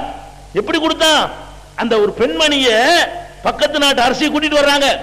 கூட்டிக்கிட்டு வந்தா அந்த அம்மா நடந்து வரும் பொழுது அந்த அரண்மனையில் இருக்கிற தரையில கால் வச்ச உடனே தண்ணி மாதிரி இருக்கு. அந்த தண்ணின்னு சொல்லி அந்த அம்மா என்ன செய்யுது, கீழே அடையில லேசா தூக்குது. ஆனா தண்ணி இல்ல, தண்ணின்னு தெரிகிற அளவுக்கு தரை போட்டு வச்சிருக்காரு சுலைமான் நபி. அதெல்லாம் தப்பு கிடையாது, குர்ஆன்ல எல்லாம் சொல்லி காட்டுறான். ஆனா ஹலாலான முறையில் நீ எப்படி வேணா அனுபவிச்சுட்டு போ, தப்பு கிடையாது. அது உன்னுடைய அது ஹைருங்கிறான், அல்லாஹ் அனுமதிக்கிறான். இப்படி அனுமதிச்சுட்டு கொண்ட என்ன எதிர்பார்க்கிறான், 2.5%. எத்தனை பேர் கணக்கு பார்த்து கொடுக்குறீங்க? கொடுத்தா பிச்சை எடுப்பானா? கொடுத்தா தெருத்தருவா அலைவானா? கொடுத்தா பள்ளிவாசல்ல வந்து குமராளி வந்திருக்குன்னு சொல்லுவானா? கொடுத்தா கையேந்துக்கிட்டு பாருங்க, தொழுதுட்டு சும்மா தொழுது வர முடியுதா? வெள்ளிக்கிழமை தொழுதுட்டு வெளியே வந்தோம்னு சொன்னா முஸ்லிம் சமுதாயத்தினுடைய தாய்மார்களும் முதியவர்களும் கண்ணு தெரியாதவர் நிக்கிறாங்களே, பக்கத்து வீட்டுல ஏழை இருக்கிறாங்க, இதெல்லாம் நினைச்சு பாத்தியா? இந்த 2.5% ஜக்காத்து கொடுக்க கூட மனசு இல்லைன்னா பெருமானார் ஸல்லல்லாஹு அலைஹி என்ன நீங்க பின்பற்றீங்க? எந்த கடமையை கடைசியா வலியுறுத்தினாங்களோ, தொழுக நோம்போட ஜக்காத்தையும் வலியுறுத்தி இதை செஞ்சா என்னோடு இருப்பேன் சொன்னாங்களே. ரசூல் ஸல்லல்லாஹு அலைஹி வஸல்லம் அவரோட இருக்க உனக்கு ஆசை இருந்தால் ஜக்காத்தை கணக்கு பண்ணி கொடு. கொடுத்த குறையும் நினைக்கிறியா? இல்ல, அல்லாஹ் சொல்றான் யமஹகுல்லாஹு ரிபா வ யுர்பி ஸதகாத். குர்ஆனுடைய கேரண்டி. வட்டியை அல்லாஹ் அழிக்கிறான், சதக்காவில் அல்லாஹ் பரக்கத்து செய்கிறான். கொடுத்து பாரு, ஒண்ணுக்கு 10 தருவான். உனக்கு வைக்க இடம் இருக்காது, ஒன்ன கொடு 10 அள்ளி போடுவான் அல்லாஹ் ரப்பல் ஆலமீன். சதக்கா என்பது, தர்மம் என்பது, அடுத்தவர் கொடுக்கிறது என்பது உனக்கு பரக்கத்தை செய்யும், அதிகப்படியான வளர்ச்சியை தரும், குறைந்த காசுல நிறைய நன்மைகளை பெற்று தரும்னு சொல்லி அல்லாஹ் கேரண்டி தர்றானே. அந்த ஜக்காத்தை உங்கள் வாழ்க்கையில கடைப்பிடியுங்கள், வட்டி பக்கமே போவாதீங்க. இந்த சமுதாயத்தில் உள்ள எத்தனை பேரு, இதே சென்னை, பாதி சென்னை முஸ்லிம்களுக்கு சொந்தமா இருந்துச்சு, பாதி சென்னை முஸ்லிம்களுக்கு சொந்தம். மதரசா இருந்த காரணத்தினால இதுக்கு மதராசுன்னு பேரு. அந்த அளவுக்கு முஸ்லிம்களுக்கு சொந்தமாக இருந்த இந்த பாதி சென்னையில வட்டிக்கு கொண்டு வச்சு வச்சு வச்சியே ஒண்ணுமில்லாம போயிட்டான். ஒண்ணுமில்லை விட்டான். முஸ்லிம் போய் கடன் கொடுக்க ஆள் இல்லாதனால, மனிதாபிமானமான உதவி இல்லாதனால, ஜக்காத்துங்கிற ஒரு அமைப்பு நம்மள்ட்ட ஈடுபட்டு போனதுனால இவன்ட்டையும் கொண்டு அடகு வச்சு 1000 ரூபாய் வாங்கி 5 கோடி ரூபாய் சொத்தை இழந்தவன்லாம் இருக்கிறான். 10,000 ரூபாய் வாங்கி 10 கோடி ரூபாய் சொத்து மூழ்கி போச்சு, வட்டி கொடுக்க முடியாம. இப்படியே எல்லா சொத்துக்களையும் கைவிட்டு நீ தெருவில் நிக்கிறானே, பாடம் கத்துக்கிறனும், அதெல்லாம் பாடம் கத்துக்கிறனும். அதனால வட்டி இல்லாத முறையில் ஒரு அருமையான பைத்துல் மால், ஏழைகளுக்கு உதவக்கூடிய ஒரு அமைப்பை உருவாக்கி ஆகணும். ஏழைகளுடைய நலன்களை பாதுகாக்கிறதுக்காக கொடுக்கணும். வட்டி இல்லாத கடனை கொடுத்து வட்டிங்கிறது மன்னிக்கப்படாத பாவண்டாங்களே, காலில் போட்டு மிதிச்சாங்களே, தள்ளுபடி செஞ்சாங்களே, வட்டி வாங்கக்கூடியவன் முஸ்லிம்ல இருக்கிறான். நிர்பந்தத்துக்கு போய் வட்டிக்கு வாங்கின பரவாயில்ல, வட்டியவே தொழிலா செய்யக்கூடிய முஸ்லிம் இருக்கிறான். இதுவரை நீ அறியாமையில் செய்திருந்தால் இன்னைக்கு திருந்திக்க. ரசூலுல்லாஹ் மேல முகபத்து இருந்தால், யார்கிட்டலாம் நீ கடன் கொடுத்தியோ அசல கொடுங்க, எனக்கு வட்டி வேண்டாம், அசல் மட்டும் கொடுங்க போதும் என்று இன்னைக்கு நீ திருந்தி கொண்டால் அல்லாஹ் நிச்சயமா மன்னிப்பான். தெரியாம செஞ்சதுனால, அறியாம காலத்தில் நீ வாங்கி இருந்தாலும் கொடுத்திருந்தாலும் வட்டியிலிருந்து விலகிக் கொள்ளுங்கள். இப்படி பெருமானார் ஸல்லல்லாஹு அலைஹி வஸல்லம் சொன்ன எல்லாத்தையுமே குர்ஆன்ல உரசுங்க, ரசூல் ஸல்லல்லாஹு அலைஹி வஸல்லம் உடைய சுன்னத்துல உரசுங்க. அதுக்கு ஒத்து இருக்குன்னு சொன்னா அதை கடைப்பிடிங்க. இல்லன்னா அது எத்தனை வருஷத்து பழக்கமா இருந்தாலும் தூக்கி கடாசிருங்க. இதுதான் உங்களுக்கு சொல்ல வேண்டிய அறிவுரை. பெருமானார் ஸல்லல்லாஹு அலைஹி வஸல்லம் சொன்னது போல இறுதியாக அவங்க சொன்னாங்களே, இதை அடுத்த ஆளுக்கு சொல்லிருங்க. ரசூல் ஸல்லல்லாஹு அலைஹி வஸல்லம் உடைய இறுதி உரையை அவர்கள் சொன்ன எல்லாத்தையுமே, வேற இது தவிர அந்த உரையில ஆதாரப்பூர்வமான வேற செய்திகள் கிடைக்கல. எல்லா செய்திகளையும் உங்கள் கண்ணு முன்னாடி வச்சாச்சு, கடைசி வசியத்தை வச்சாச்சு. வச்சதோட இதை எடுத்து சொல்ற பொறுப்பை ரசூல் ஸல்லல்லாஹு அலைஹி வஸல்லம் ஒப்படைச்ச மாதிரி உங்கள் தலையில சுமத்துறோம், எல்லாத்துலயும் சேர்த்து சுமத்தப்படுது. இங்கே வந்திருக்கக்கூடிய மக்கள், வராத மக்களுக்கு சொல்லிருங்க, இப்படி ரசூல் ஸல்லல்லாஹு அலைஹி வஸல்லம் சொன்னாங்களாம், கடைசி உரையில சொன்னாங்களாம், இப்படிதான் நம்ம நடக்கணுமா, பெருமானார் ஸல்லல்லாஹு அலைஹி வஸல்லம் வந்து இதுதான் விரும்பி இருக்கிறாங்க, அப்பதான் நம்ம அவங்களோட சொர்க்கத்தில் இருக்க முடியுமா, அவ்வளவு அற்புதமான உரையை சொன்னாங்களாம்னு சொல்லி ரசூல்